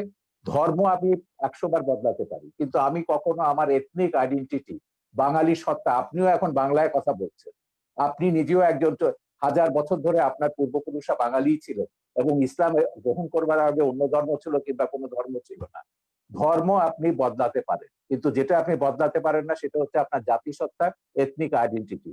এথনিসিটি অনুযায়ী আমরা ৫০০০ বছরের একটা প্রাচীন জাতি। এই প্রাচীন জাতির আমাদের একটা সভ্যতা আছে, ঐতিহ্য আছে এবং সংবিধানেও এগুলো রক্ষার কথা দায়িত্ব রাষ্ট্রকে দেওয়া হয়েছে। আমাদের ঐতিহ্য এগুলো আমাদের রক্ষা করতে হবে, তারপরে আমরা যে যা ধর্ম পালন করব। কেউ যদি ধর্ম পালন না করে তারও এই দেশে থাকবার সমান অধিকার মর্যাদা দিতে হবে এবং আছে, সংবিধান অনুযায়ী সেটা আছে। আমার কথা হচ্ছে সহিষ্ণুতা প্রদর্শন করুন, সৌভ্রাতৃত্ব প্রদর্শন করুন, ইসলামকে কলঙ্কিত করবেন না। রাজনীতি টেনে এনে সন্ত্রাসকে বৈধতা দিয়ে ইসলামকে আপনারা দয়া করে কলঙ্কিত করবেন না। পশ্চিমারা একটা অজুহাত পেয়ে গেছে, ইসলাম ব্যাশিং একটা শব্দ পশ্চিমে, এবং তাদেরকে গিয়ে বোঝাতে হয় যে না, আমাদের দেশে ইসলাম হচ্ছে এটা সুফিদের ইসলাম, এটা শান্তির ইসলাম, কিছু সংখ্যক বিপদগামী এগুলো আইএস আল কায়দার প্ররোচনায় তারা এগুলো করছে। কিন্তু এই কথাগুলো যখন আমরা ভিন্ন ধর্মকে যখন আক্রমণ করছি ওয়াজের নাম, ভিন্ন মতাবলম্বীদের যখন আক্রমণ করছি ওয়াজের নাম, এবং অশ্লীল কদর্য ভাষায় কথা বলা হচ্ছে, এবং তখন আপনি কি ধারণাটা দিচ্ছেন ইসলাম সম্পর্কে সেটা বলুন। এবং সেইটার যদি বদলা যদি ভারতের হিন্দু মৌলবাদীরা নেয় কিংবা বারবার বুদ্ধিস্ট মৌলবাদীরা নেয়, সেটার আপনি কি জবাব দেবেন? এই জন্য আমি বলি যে বিশ্বের ৫৭টা দেশে মুসলমানরা মেজরিটি, মাইনরিটির রেসপেক্ট করুন, সমান অধিকার মর্যাদা দিন, জি তাদেরকে ওইভাবে ফাতোয়া দিয়ে তাদেরকে হত্যা বা আঘাত করবার ক্ষেত্র তৈরি করবেন না, তাদেরকে প্ররোচিত করবেন না কাউকে যে না শাহরিয়ার কবিরকে হত্যা করলে তুমি বেহেশতে যাবে। এটাই তো তৈরি করা হচ্ছে উন্মাদনা। ব্লগার হত্যার পেছনে এটাই ছিল যে ওকে খুন করতে পারলে, বাবাকে খুন করতে পারলে তুমি বেহেশতে যাবে।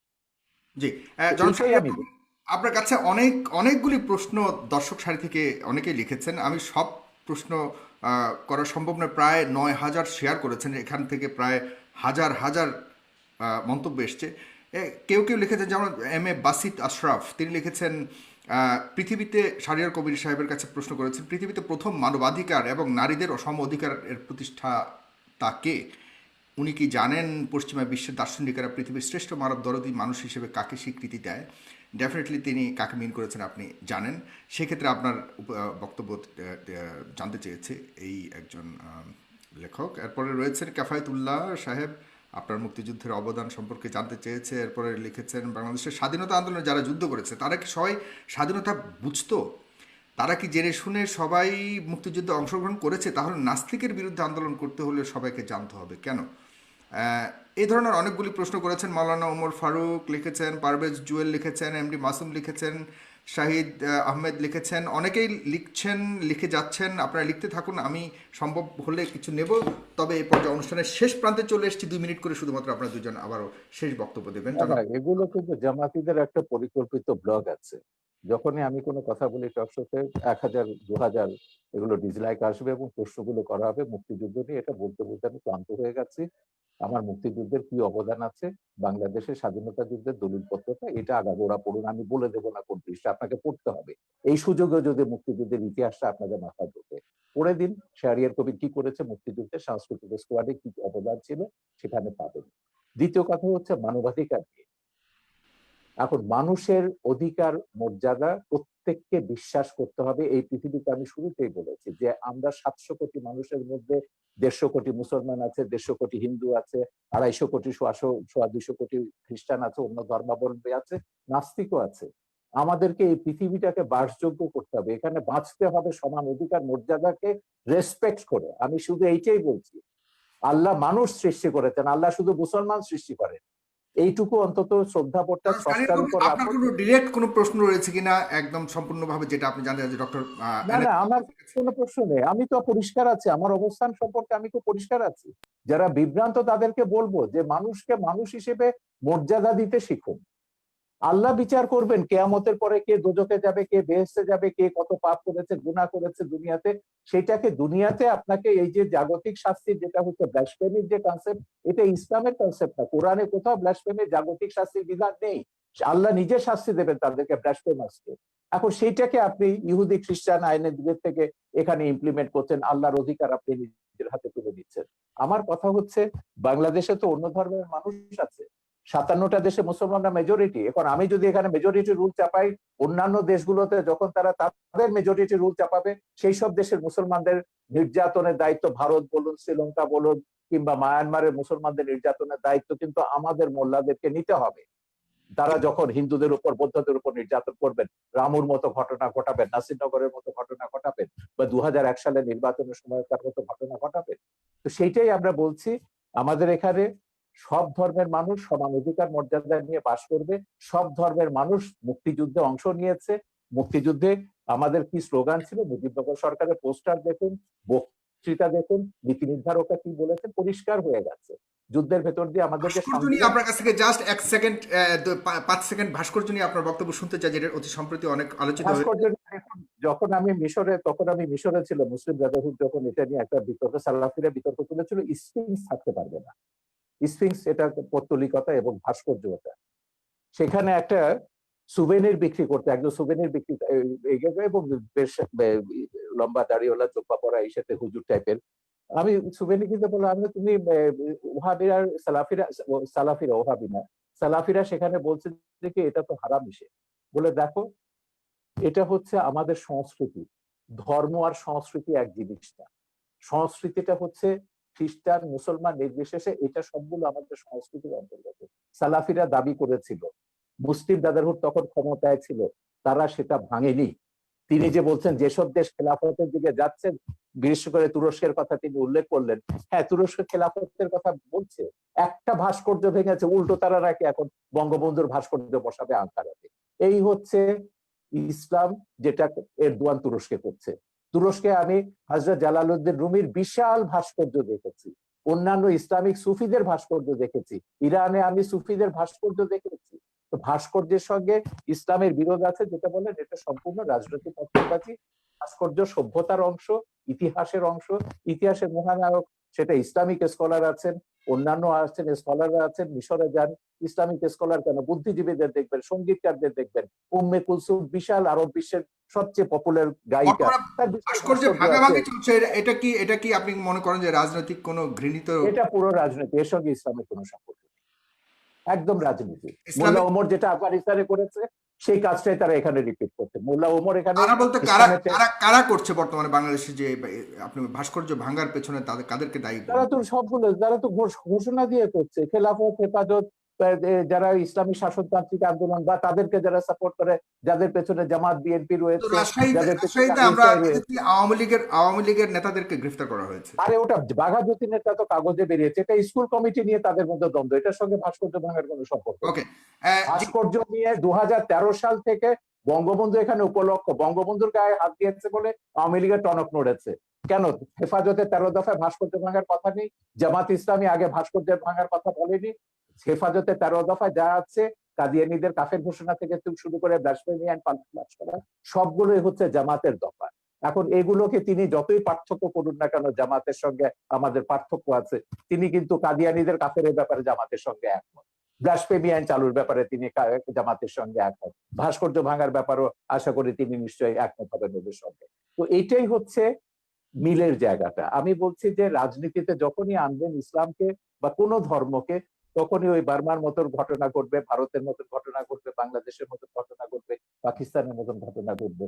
এতে করে কি বিশ্বে শান্তি আসবে, বা কোনো দেশে আমরা কি শান্তিতে বাস করতে পারবো? আমার কথা হচ্ছে আমরা সবাই শান্তিতে বাস করতে চাই। এই প্রশ্নটা আমাদের সবারও জনাব ডক্টর এনায়েতুল্লাহ আব্বাসী, আপনি শেষ কথা বলবেন আজকের অনুষ্ঠানের, এবং আপনার কাছে প্রশ্ন অনেকেই করেছে, কিন্তু আমি অনেকের প্রশ্ন নিতে পারছি না, শেষ প্রান্তে চলে এসেছি।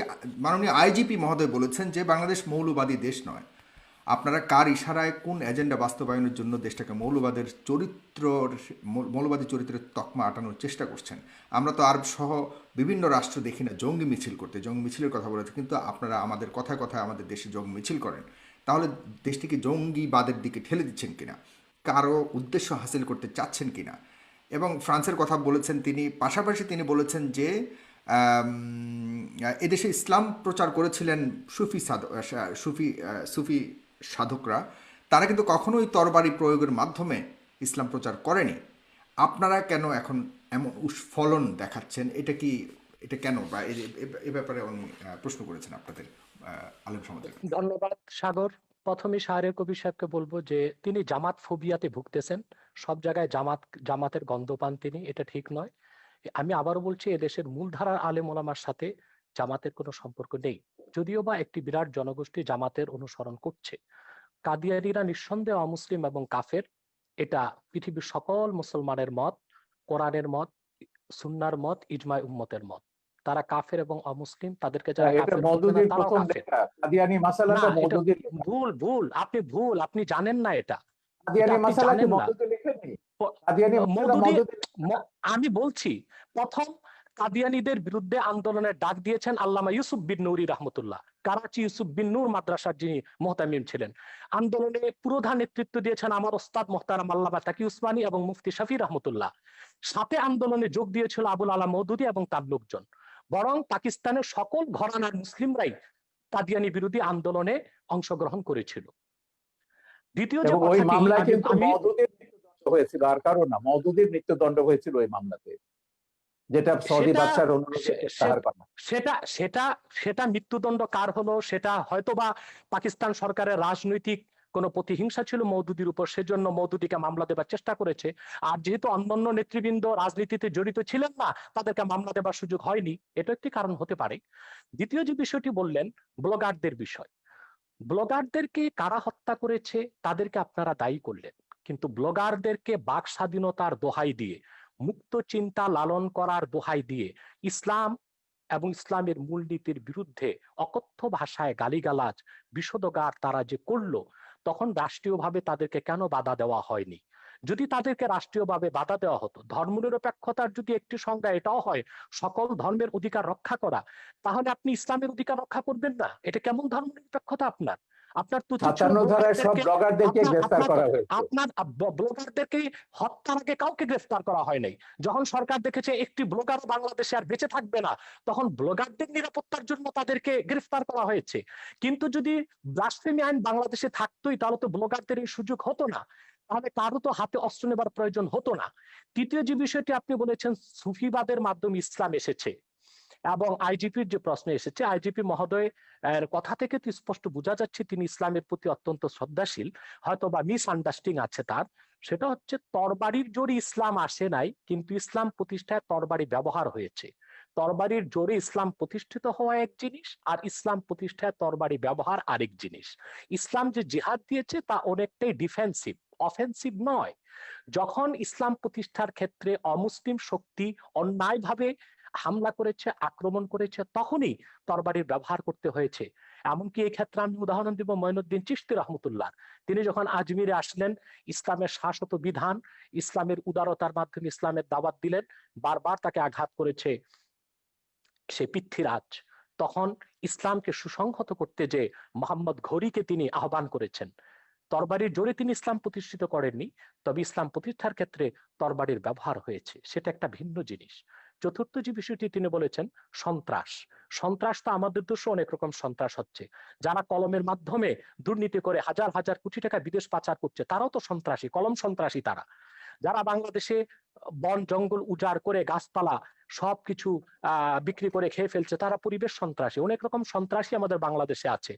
কিন্তু আমাদের দেশে যে অস্ত্র সন্ত্রাসীর কথা বলছেন, এটা জুজুর ভয়। আসলে বাংলাদেশে কোনো সশস্ত্র জিহাদি সংগঠনের অস্তিত্বই নেই। জেএমবি বলে যেটা ছিল, সেটা অনেক তদন্তের বিষয়, সেটার সাথে মূলধারার ইসলামপন্থী ও মাদ্রাসার ছাত্রদের কোনো সম্পর্ক নেই। হোলি আর্টিজারে আমরা দেখেছি যারা সন্ত্রাসী হামলা করেছে, বলা হচ্ছে তারা কেউ মাদ্রাসার ছাত্র ছিল না, তারা ইংলিশ মিডিয়ামের ছাত্র ছিল। যদিও বা তারা বলেছে জাকির নায়েকের কথায় তারা উদ্বুদ্ধ হয়েছে। আমি ওপেন চ্যালেঞ্জ করব, জাকির নায়েকের এমন একটি বক্তব্য কেউ দেখাতে পারবে না যেখানে তিনি সশস্ত্র যেখানে তিনি সন্ত্রাসকে উস্কে দিয়েছেন। জাকির নায়েকের কোন একটি বক্তব্যে এটা দেখানো যাবে না। মূলত এটা ছিল একটি প্রি প্ল্যান প্রোগ্রাম। জাকির নায়েকের বক্তব্য বন্ধ করা, ভারত থেকে তাকে বিতাড়িত করার জন্য এটা একটি সাজানো নাটক ছিল। এবং তাতেও আমাদের বাংলাদেশের কোনো মাদ্রাসার ছাত্র শিক্ষক জড়িত ছিল না, ইংলিশ মিডিয়ামের ছাত্ররা জড়িত ছিল। অতএব কোথায় কোথায় সন্ত্রাসের দায়ভার এদেশের আলেম ওলামা পীর মাশায়েখ ও মাদ্রাসা ছাত্রদের উপর দেওয়া, এটা অবিচার ছাড়া আর কিছুই নয়। এটা প্রত্যক্ষ বা পরোক্ষ যেভাবেই হোক ইসলাম বিদ্বেষ ছাড়া আর কিছু নয়। শিক্ষা ব্যবস্থায় আজকে ধর্মনিরপেক্ষতার প্রভাব বাড়ানো হয়েছে। সেখানে বাংলাদেশের শিক্ষা ব্যবস্থায় যে ধর্মনিরপেক্ষতার প্রভাব আসতেছে সেটাকে আমরা দেখতেছি ধর্মহীনতা। ইসলামের মূল আকীদা বিরোধী অনেক শিক্ষা আমাদের শিক্ষা ব্যবস্থায় ঢুকানো হয়েছে। যেমন নবম থেকে মাস্টার্স পর্যন্ত প্রাণীবিজ্ঞান জুলজিতে দ্য থিওরি অফ এভোলিউশন, ডারউইনের বিবর্তনবাদকে ঢুকানো হয়েছে বাংলাদেশে। অথচ সারা দুনিয়ার বিজ্ঞানীগণ একমত হয়েছে the theory of evolution is not a scientific fact, it is nothing but hypothesis of Darwin. বিবর্তনবাদ এটা বৈজ্ঞানিক কোনো প্রমাণিত বিষয় নয়, এটা হচ্ছে ডারউইনের একটি মন গড়া মতবাদ। অথচ তা আমাদের শিক্ষা ব্যবস্থায় ঢুকানো হয়েছে। যারাই বিবর্তনবাদ করবে পরকালে তারা অবিশ্বাসী হবে, ইসলাম থেকে তারা দূরে সরে যাবে। অত্যন্ত কৌশলে ধর্মনিরপেক্ষতা যে সংজ্ঞাতেই আমাদের দেশে বলা হোক, বঙ্গবন্ধু যে সংজ্ঞায় ধর্মনিরপেক্ষতার কথা বলেছিলেন, আজ ধর্মনিরপেক্ষতার ধ্বজাধারীরা বঙ্গবন্ধু সেই আদর্শে নেই, তারা ধর্মনিরপেক্ষতাকে ধর্মহীনতার দিকে নিয়ে যাচ্ছে। অতএব যদি প্রকৃত অর্থেই বঙ্গবন্ধুর ধর্মনিরপেক্ষতাকে সংবিধানে প্রতিষ্ঠিত করা হয়, সেটা ধর্মহীনতা নয়, বরং তার নাম পরিবর্তন করে এমন একটি নাম দেওয়া দরকার যেটার সাথে ধর্মনিরপেক্ষতার কোনো সম্পর্ক প্রমাণিত হবে না। ধন্যবাদ। ধর্মনিরপেক্ষতা বঙ্গবন্ধুর দেয়া নাম, সেকুলারিজম বাংলা তর্জমা তিনি ধর্মনিরপেক্ষতায় করেছেন। রাষ্ট্র ধর্মের ব্যাপারে নিরপেক্ষ থাকবে, সব নাগরিক সমান অধিকার মর্যাদা ভোগ করবে, এটাই হচ্ছে বঙ্গবন্ধু ধর্মনিরপেক্ষতার সার কথা। প্রত্যেক নাগরিক তার নিজের ধর্ম পালন করবে, ধর্ম পালনের স্বাধীনতা থাকবে, কিন্তু আপনি আপনার ধর্ম আরেকজনের উপর জোর করে চাপাতে পারবেন না, আরেকজনকে হত্যার প্ররোচনা দিতে পারবেন না। বাংলাদেশে কোন মুসলিম চিন্তাবিদ ইসলাম ধর্মকে অন্যের উপর চাপিয়ে দেবার চেষ্টা করেননি, এর কোন নজির আপনারা দেখাতে পারবেন না। আমি নিজে ওয়াজ করি, আপনি ওয়াজ শুনেছেন না আওয়াজ শুনেছেন আমি জানি না। কোরআন সুন্নাহ বিরোধী যেটা হয় সেটা ওয়াজ নয়, সেটা আওয়াজ। বাংলাদেশে অনেক নিম্নমানের বক্তব্য বের হয়ে গিয়েছে যারা গলাবাজির মাধ্যমে ওয়াজ করতেছে, সেটাকে আমরা ওয়াজ বলি না, সেটাকে আমরা আওয়াজ বলি। তাদের বক্তব্য সাইদির ওয়াজকেও আপনি ওয়াজ বলবেন না? সাইদি সাহেব তো দীর্ঘদিন যাবত ময়দানে নেই, তার ওয়াজ কিন্তু ইউটিউবে আছে, তার বহু ওয়াজ ইউটিউবে আছে, আমার ছবিতেও আছে। বলুন তিনি একজন প্রকৃত ওয়াজকারী কিনা। তিনি বলেছেন যে অন্য ধর্মের মানুষকে হত্যা করতে, তিনি এটা বলেছেন কোন বক্তব্যে? আমি যদি দেখাতে পারি, আমি তার এক বক্তব্য আমার শুনেছি, ছবিতে, আমি নিজে দেখেছি। আমি আপনাকে বলি, এদের যে ওই যে মুফতি হান্নানের উপর যে ছবিটা বানিয়েছি, যে সাইদির একজন খুব ঘনিষ্ঠ অনুসারী ছিল যখন সে জামাত করতো, সে প্রত্যেকের নাম ধরে বলেছে, শামসুর রহমান থেকে শুরু করে হুমায়ুন আজাদ থেকে শুরু করে তসলিমা। আমি বলে দেখে লেখা পড়েছে, বলে না লেখা পড়েনি, কিন্তু আমাদের হুজুররা বলেছেন এরা ইসলাম বিরোধী, এরা মুরতাদ, এরা কাফের এবং এরা ওয়াজিবুল কাতাল, ওদেরকে যেখানে পাওয়া যাবে সেখানে হত্যা করতে হবে। এটা পড়ছে, তার জিহাদ ছবিতে আমি দেখেছি। ওয়াজেদ সাইদির বক্তব্য আছে, হান্নানের বক্তব্য আছে, মুফতি হান্নানের বক্তব্য আছে, আপনি দেখে নিন, ইউটিউবে পাবেন।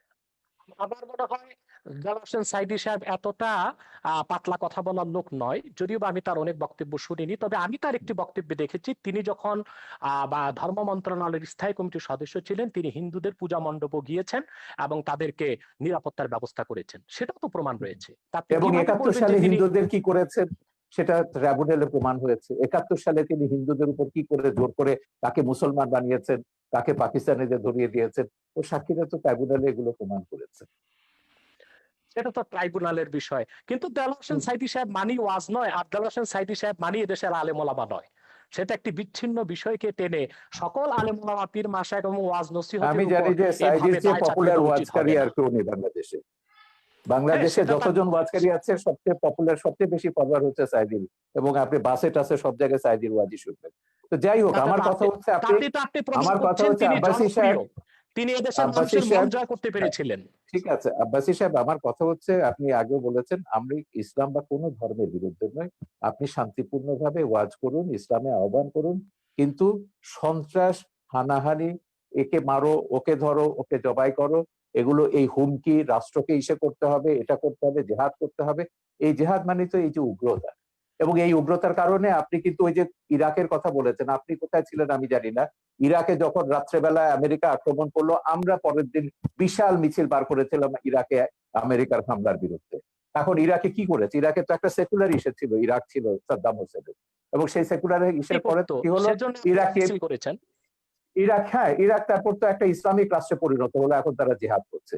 যাই হোক, আমরা আমেরিকার যত জায়গাতে জেহাদিদের, এই যে তালেবান, আল কায়দা, এটা আমার ছবিতেই আছে, আমেরিকা কি করে এদেরকে তৈরি করেছে, জেহাদকে, পলিটিক্যাল ইসলামকে কিভাবে আমেরিকা মদদ দিচ্ছে, এটা আমার ছবিতেই আছে। সোভিয়েত ইউনিয়নকে ধ্বংস করবার জন্য আমেরিকা পলিটিক্যাল ইসলামকে সবুজ বলয় তৈরি করেছে লাল বলয়ের পাশে। এইটা আজকে সর্বজন বিদিত সত্য। আমেরিকা এখন তৈরি করে, এখন তারা নিজেরা ফ্র্যাঙ্কেনস্টাইনের ভয় দেখছে, 9/11-এর মতো ঘটনা করছে। তো আমেরিকাদের বলেছে, জামাত ইসলামীকে তো এখনো তারা মডারেট ইসলামিক পার্টি মনে করে, এখনো জামাত প্রেম তাদের কাটেনি। পরশুদিন আমেরিকার স্টেট ডিপার্টমেন্টের সঙ্গে আমাদের একটা দীর্ঘ ওয়েবিনার হয়েছে। তো আমেরিকা বলুন, আমেরিকার শয়তানিও আমরা জানি, ধর্ম নিয়ে যারাই রাজনীতি করেছে তারাই সংখ্যালঘুদের উপর, মানুষের সমান অধিকার মর্যাদার উপর আঘাত করেছে। এগুলো আমাদের ভুলে যেতে হবে। আমাদের কথা হচ্ছে, সমাজে সংখ্যাগরিষ্ঠ থাকবে, সংখ্যালঘিষ্ঠ থাকবে, আস্তিক থাকবে, নাস্তিক থাকবে। আমাদের কি করে আমরা শান্তিতে বাস করব, দেশটাকে এগিয়ে নিয়ে যাব। আপনি ধর্ম প্রচার করুন না, শান্তিপূর্ণভাবে ধর্ম প্রচার করার অধিকার তো সংবিধান আপনাকে দিয়েছে। বঙ্গবন্ধুর ওই যে ধর্মনিরপেক্ষতার যে ব্যাখ্যাটা দিয়েছেন, সেখানে বলেছে প্রত্যেক ধর্মের মানুষ শান্তিতে তাদের ধর্ম পালন করবে, প্রচার করবার সব রকম স্বাধীনতা দেওয়া হয়েছে। কেন একটা ধর্ম আপনাকে জোর করে অন্যের উপর চাপিয়ে দিতে হবে? আপনি দাওয়াত দিন শান্তিপূর্ণভাবে, আমাদের কোনো অসুবিধা নেই। কিন্তু শান্তিতে যখন ধর্ম প্রতিপালন করার কথা তো বহু আগে, 1400 বছর আগে আমাদের মহানবী সাল্লাল্লাহু আলাইহি ওয়াসাল্লামও বলে গেছেন। আমার কাছে বলেছেন, আমি সেটাই বলছি, তো আমি সেটাই বলছি, মহানবী কেন, প্রত্যেক মহাপুরুষরাই বলেছে, কোরআনেও আছে, আল্লাহ প্রত্যেক জাতির জন্য আমাদের দেশে নবী অশান্তিটা পাঠিয়েছেন। আপনি কোথায় দেখেছেন? আমি আমি যদি বলি, ওয়ার্ল্ড যখন রাজনীতির সঙ্গে ধর্ম যোগ ওয়ার্ল্ড করবে তখন কনটেক্সটে অশান্তি আসবে। উগ্রবাদের কারণ ওই যে পক্ষে উনি যেটা বলেন, আব্বাসী বাংলাদেশ সাহেব যেটা অনেক বললেন, অনেক ভালো অবস্থাতে আছে। জি, আমি তো জানি, আমি তো জানি, সেটাকে নষ্ট করবার জন্য তো তারা গৃহযুদ্ধের হুমকি দিচ্ছে এখন। বলেছে 2013 সালের চেয়ে ভয়াবহ ঘটনা ঘটবে যদি বাংলাদেশ থেকে এসব ভাস্কর্য ভাঙা না হয়, সরিয়ে না আনা হয়। গৃহযুদ্ধের হুমকিটা কারা দিচ্ছে? কারা দেশটাকে পরাজয়ের প্রতিশোধ দিতে চাইছে 71-এ? তো আপনি 71-এর পরাজয়ের প্রতিশোধ এখন নেবেন বাংলাদেশকে বললে ওমরের আফগানিস্তান বানিয়ে, আর আমরা চুপচাপ বসে বসে দেখবো? সেজন্য আমরা সরকারকে বলেছি, না, সময় এসেছে, কঠোর ব্যবস্থা নিতে হবে। এই দেশে ধর্মের নামে কোনো সন্ত্রাস অনুমোদন করা যাবে না, সেটা যে কোনো ধর্মের নামে। জি, জনাব আব্বাস সাহেব। জি, জনাব সাগর সাহেব, উনি যে কথা বলেছেন যে আসলে ওনারা যে ধর্মনিরপেক্ষ এবং অসাম্প্রদায়িক রাষ্ট্র চান, পৃথিবীর পৃথিবীর কোন রাষ্ট্রে সেই কল্পিত ধর্মনিরপেক্ষ রাষ্ট্র বাস্তবে নেই, অসাম্প্রদায়িক রাষ্ট্র নেই। সকল এবং অসাম্প্রদায়িকতা আপনাদের খিলাফত পৃথিবীর এবং কোথাও নেই, আছে। খেলাফত কোথাও নেই। খোলাফায় রাশিদিনে প্রমাণ হয়ে গেছে যে 3 জন খলিফাকে আপনারা হত্যা করেছে। শেষ করি। 3 জন আমি খলিফাকে আপনার কথা বলার সময় কথা মুসলমানরা বলি নাই, হত্যা করেছে। সেটাই বলছি, আমি সেটা বলছি সে কল্পিত ধর্মনিরপেক্ষ রাষ্ট্র, কল্পিত অসাম্প্রদায়িক রাষ্ট্র পৃথিবীর কোথাও নেই। যদি ধর্মনিরপেক্ষতা অর্থ এটাই হয় সকল ধর্মের অধিকার রক্ষা, তো বাংলাদেশে ব্লগাররা যখন তখন ইসলাম বিরোধিতা করে, সেটা ইসলামের অধিকারকে ক্ষুণ্ণ করা হয়, তখন ধর্মনিরপেক্ষতা কোথায় থাকে? ব্লগাররা বাক স্বাধীনতার নামে আল্লাহ রসুল মোহাম্মদ সাল্লাল্লাহু আলাইহি সাল্লামের আরশচুম্বী মর্যাদার বিরুদ্ধে বক্তব্য দেয়, তখন ধর্মনিরপেক্ষতার কনসেপ্ট কোথায় থাকে? অতএব ধর্মনিরপেক্ষতা যারা বাংলাদেশে করতে চায় তাদের উদ্দেশ্য হচ্ছে ইসলামকে ঠেকানো, এছাড়া আর কিছুই নয়। দ্বিতীয়, তিনি খেলাফত রাষ্ট্রের কথা বলেছেন। খেলাফতের কথা, খেলাফত হচ্ছে কি? খেলাফত হচ্ছে তানফিজু আহকামিল্লাহি আজ্জা ওয়া জাল্লা, ভূপৃষ্ঠে আল্লাহর বিধানকে প্রতিষ্ঠিত করা। আমি বলবো, যদিও আরবে রাজতন্ত্র প্রচলিত আছে, কিন্তু তার সম্পূর্ণ খেলাফত ভিত্তিক চলছে দেশ। সেখানে বেনামাজিকে 25 বেত্রাঘাত করা হচ্ছে, সেখানে যারা চুরি করছে তাদের হস্তকর্তন হচ্ছে, যারা জেনা করছে তাদেরকে সাঙ্গে সার করছে। এটা খেলাফত, যদিও নামে তা মুলুকিয়াত বা রাজতন্ত্র। যদিও সেটা রাজতন্ত্র, কিন্তু সেখানে খেলাফত আছে এবং খেলাফতের সব সুযোগ সুবিধা আরবের লোকজন গ্রহণ করছে এবং আমরা দেখতে পাচ্ছি। সেখানে আমরা দেখতে পাচ্ছি দাম্মামে, জেদ্দাতে প্রচুর অমুসলিম খ্রিস্টান আছে, তাদেরকে আলাদা জায়গায় তাদের ধর্মকর্ম পালনেরও ব্যবস্থা দেওয়া হয়েছে। একটি খেলাফত রাষ্ট্রের সমস্ত সুযোগ সুবিধা প্রতিষ্ঠিত আছে আমরা দেখতে পাচ্ছি আরবে। অতএব দ্বিতীয় আরেকটি বিষয়, খেলাফতের অনেকগুলো ধারা আছে। পীর মুরিদির মাধ্যমে ইসলামের যে দাওয়াত পৃথিবীতে ছড়ানো হচ্ছে সেটাও খেলাফতের একটা অংশ। এবং খেলাফতের আরেকটা অংশ হচ্ছে দিনের উপর অটল অবিচল থাকা। অধিকাংশ মুসলমান দিনের উপর অটল অবিচল থেকে জীবনযাপন করছে। রাষ্ট্রীয়ভাবে খেলাফত প্রতিষ্ঠা সেটা মাত্র 100 বছর যাবৎ পৃথিবীতে নেই। 96 বছর আগে অবসান ঘটেছে। অতি দ্রুত মুসলিম রাষ্ট্রগুলো আবার খেলাফত ব্যবস্থায় ফিরে যাবে। আপনি যে তালেবানের কথা বলেছেন, তালেবান সন্ত্রাসী, সে সন্ত্রাসীদের সাথে যুক্তরাষ্ট্র কাতারে চুক্তিবদ্ধ হয়েছে। এখন তো সে আফগানিস্তান আবার খেলাফতের প্রতি ধাবিত হচ্ছে। পৃথিবীর সুপার পাওয়ার আমেরিকা, অন্যান্য খ্রিস্টান রাষ্ট্রগুলো তা তো থামাতে পারলো না। ব্যর্থতা কি পুঁজিবাদের নয়? পৃথিবীব্যাপী সন্ত্রাসকে উস্কে দিচ্ছে পুঁজিবাদ, আর সেটার একমাত্র উদ্দেশ্য হচ্ছে ইসলামের রাজনৈতিক উত্থানকে ঠেকানো ছাড়া আর কিছু নয়। আর আমি অনুরোধ করব বাংলাদেশের বুদ্ধিজীবী সমাজকে, ইসলামকে বিভিন্ন নামে আপনারা অভিহিত করবেন না। রেডিক্যাল ইসলাম, মডারেট ইসলাম, এই নামগুলো ইসলামের ক্ষেত্রে আপনি প্রযোজ্য তো নয়। বলছেন ইসলাম মওদুদির একটি। আকীদাকে আপনারা ইসলাম বিরোধী মনে করেন, মওদুদির হ্যাঁ, সেজন্য সেটাকে অনুসারীদেরকে আপনি ইসলাম বলবেন মুসলমান। কেন? সেটাকে ইসলাম বলবেন কেন? ইসলাম তো সেটাই ওইটাই যেটা তো আমি আল্লাহ বলছি। দিয়েছেন, আপনি সেটা তো সেটাই। মওদুদিকে আপনি নাম আপনি দিবেন কেন? আপনি সেটাকে নাম দেওয়া জামাতকে যাবে না। মুসলমান বলবেন না। ইসলাম আপনি ইসলাম জামাতকে ইসলামের। মুসলমান বলবেন না, জামাতও আপনাকে মুসলমান মনে করে না। তো এই বিরোধের মীমাংসা রাষ্ট্র কেন নেবে? আপনাদের এই না না বিরোধের না মীমাংসায় আমি কেন যাব? না না, আমি এটা রাষ্ট্র বলছি এখানে না যেতে তাদেরকে পারে না। মুসলমান মনে করি না, এটা বলা হচ্ছে না। কিন্তু তারা যে ইসলামের ব্যাখ্যা দিবে সেটাই ইসলাম, এটা আমি স্বীকার করব না। না না, এটা ইসলাম তো হাফেজি সেটাই হুজুর যেটা থেকে শুরু আল্লাহ করে, দিয়েছেন। ইসলাম হাফেজি তো হুজুর সেটাই থেকে যেটা শুরু আল্লাহ করে দিয়েছেন। 72টা ওলামায়ে কেরাম তারা বলেছেন মওদুদির অনুসারীদের পেছনে নামাজ পড়া হারাম। এগুলো ফতোয়া আমরা দেখেছি, মওদুদির বিরুদ্ধে ফতোয়া দেখেছি, মওদুদির পক্ষেও দেখেছি। এই বিতর্কে রাষ্ট্রকে জড়াবেন না, এটা আলেমরা নিজেরা নিজেদের মধ্যে ফয়সালা করুন। জি, আমরা এই বিতর্কটা রাষ্ট্রের মধ্যে আনতে চাই। আমরা অনুষ্ঠানের প্রায় শেষ প্রান্তে চলে এসেছি। শুধুমাত্র শেষ করতে হবে, আমার যেতে হবে সাগর ভাই। 1 সেকেন্ডে 1 শুধু ঘন্টা প্রোগ্রাম আপনার। মন্তব্য করবেন জনাব এনায়েতুল্লাহ আব্বাসী, যে ভাস্কর্য বিতর্কে অনেকটাই আপনারা পিছিয়েছেন। অনেকে মনে করছেন আপনাদের হয়তো কিছুটা প্রাপ্তি যোগ হয়েছে। সেক্ষেত্রে এই পিছিয়ে আসাটাকে ধর্ম অনুভূতির মলাটে শুধুই প্রাপ্তি আর স্বার্থের রাজনীতি কিনা? চমৎকার প্রশ্ন করেছেন। আপনার উত্তরটি আমি দিচ্ছি। প্রথমে বলছি যে আমরা আহ, ইসলামের ব্যাখ্যা কোনো ব্যক্তি থেকে নিব না। আমরা ইসলামের ব্যাখ্যা নিব কোরআন থেকে, হাদিস থেকে এবং আইম্মায়ে মুজতাহিদিন থেকে, সালফে সালিহিন থেকে। অন্য কোনো ব্যক্তি বা অন্য কোনো ব্যক্তির কোনো ব্যাখ্যা আমরা যদি কোরআন সুন্নাহ মোতাবেক হয় সেটা গ্রহণ করব, নতুবা সেটা পরিত্যাজ্য। যে কথাটি বলছেন আপনি ভাস্কর্যের ব্যাপারে, যে ভাস্কর্যের ব্যাপারে আমার আন্দোলনটা ছিল অরাজনৈতিক বিরুদ্ধে, আর অনেকে করেছেন রাজনৈতিক ভাবে। পথে ঘাটে আপনি যারা করেছেন আন্দোলন বলতে কাকে করেছেন, বোঝাচ্ছেন? যে যারা হেফাজতের নেতৃবৃন্দ বা অন্য যারা করেছেন, তারা যেহেতু রাজনৈতিক দল তাদের, সেজন্য তারা রাজনৈতিক ভাবে করেছেন। আর অরাজনৈতিক ভাবে আমরা আমাদের অবস্থান থেকে ভাস্কর্যের ব্যাপারে ইসলামের সুস্পষ্ট ব্যাখ্যা তুলে ধরেছি, যে ভাস্কর্য মিশরে আছে, তুরস্কে আছে, এগুলো কোনো দলিল নয়। কোরআন সুন্নাহ মোতাবেক ভাস্কর্য ইসলামে নিষিদ্ধ। অতএব রাষ্ট্রীয় পৃষ্ঠপোষকতায় তা যদি হয় তাহলে বৃহত্তম মুসলমানদের অনুভূতিতে আঘাত লাগবে। বাকি যারা রাজনৈতিক ভাবে একটু নমনীয়তা অবলম্বন একই করছেন, একই কথা আমি বলেছেন বাবুনগরী, এরা মামুনুল হকরা কিন্তু একই কথা বলেছেন আপনি যেটা বলছেন। আমি একটু আমার শেষ সঙ্গে করি। টকশোতে আমি মামুনুল হক একই কথা বলছেন। আমি একটু শেষ করি। দ্বিতীয়, তারা যারা এখন নমনীয়তার পথ অবলম্বন করেছে, আমি তো তাদেরকে ধন্যবাদ দিব। তারা পরমসহিষ্ণুতাকে প্রকাশ করেছে। অর্থাৎ তারা আসলে ভাঙচুরে বিশ্বাসী নয়, তারা সন্ত্রাস সহিংসতায় বিশ্বাসী নয়।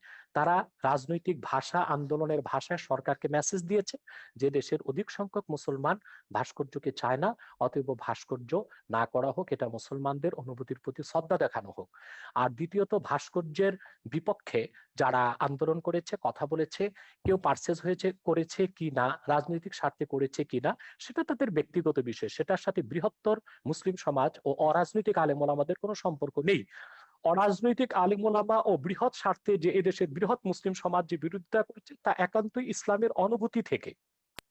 দ্বিতীয়ত, যারা নমনীয়তা এখন অবলম্বন করছে, আমি তো শুনতে পেরেছি যে স্বরাষ্ট্রমন্ত্রী মহোদয়ের সাথে তারা সাক্ষাৎ করেছেন এবং স্বরাষ্ট্রমন্ত্রী মহোদয় তাদেরকে আশ্বাস দিয়েছেন যে অনতিবিলম্বেই সরকার আলেম ওলামার সাথে বসবেন এবং সুন্দর একটি সুরাহা বের করার চেষ্টা করবেন। যদি রাষ্ট্রের পক্ষ থেকে এই ধরনের আশ্বাস দেওয়া হয়, সেখানে তো আর আন্দোলন করে মাঠ গরম করার কোনো প্রয়োজন নেই। অতএব ওলামায়ে কেরাম যারা এখন শীতলতা অবলম্বন করেছেন, আমি মনে করি তারা প্রজ্ঞার পরিচয় দিয়েছেন।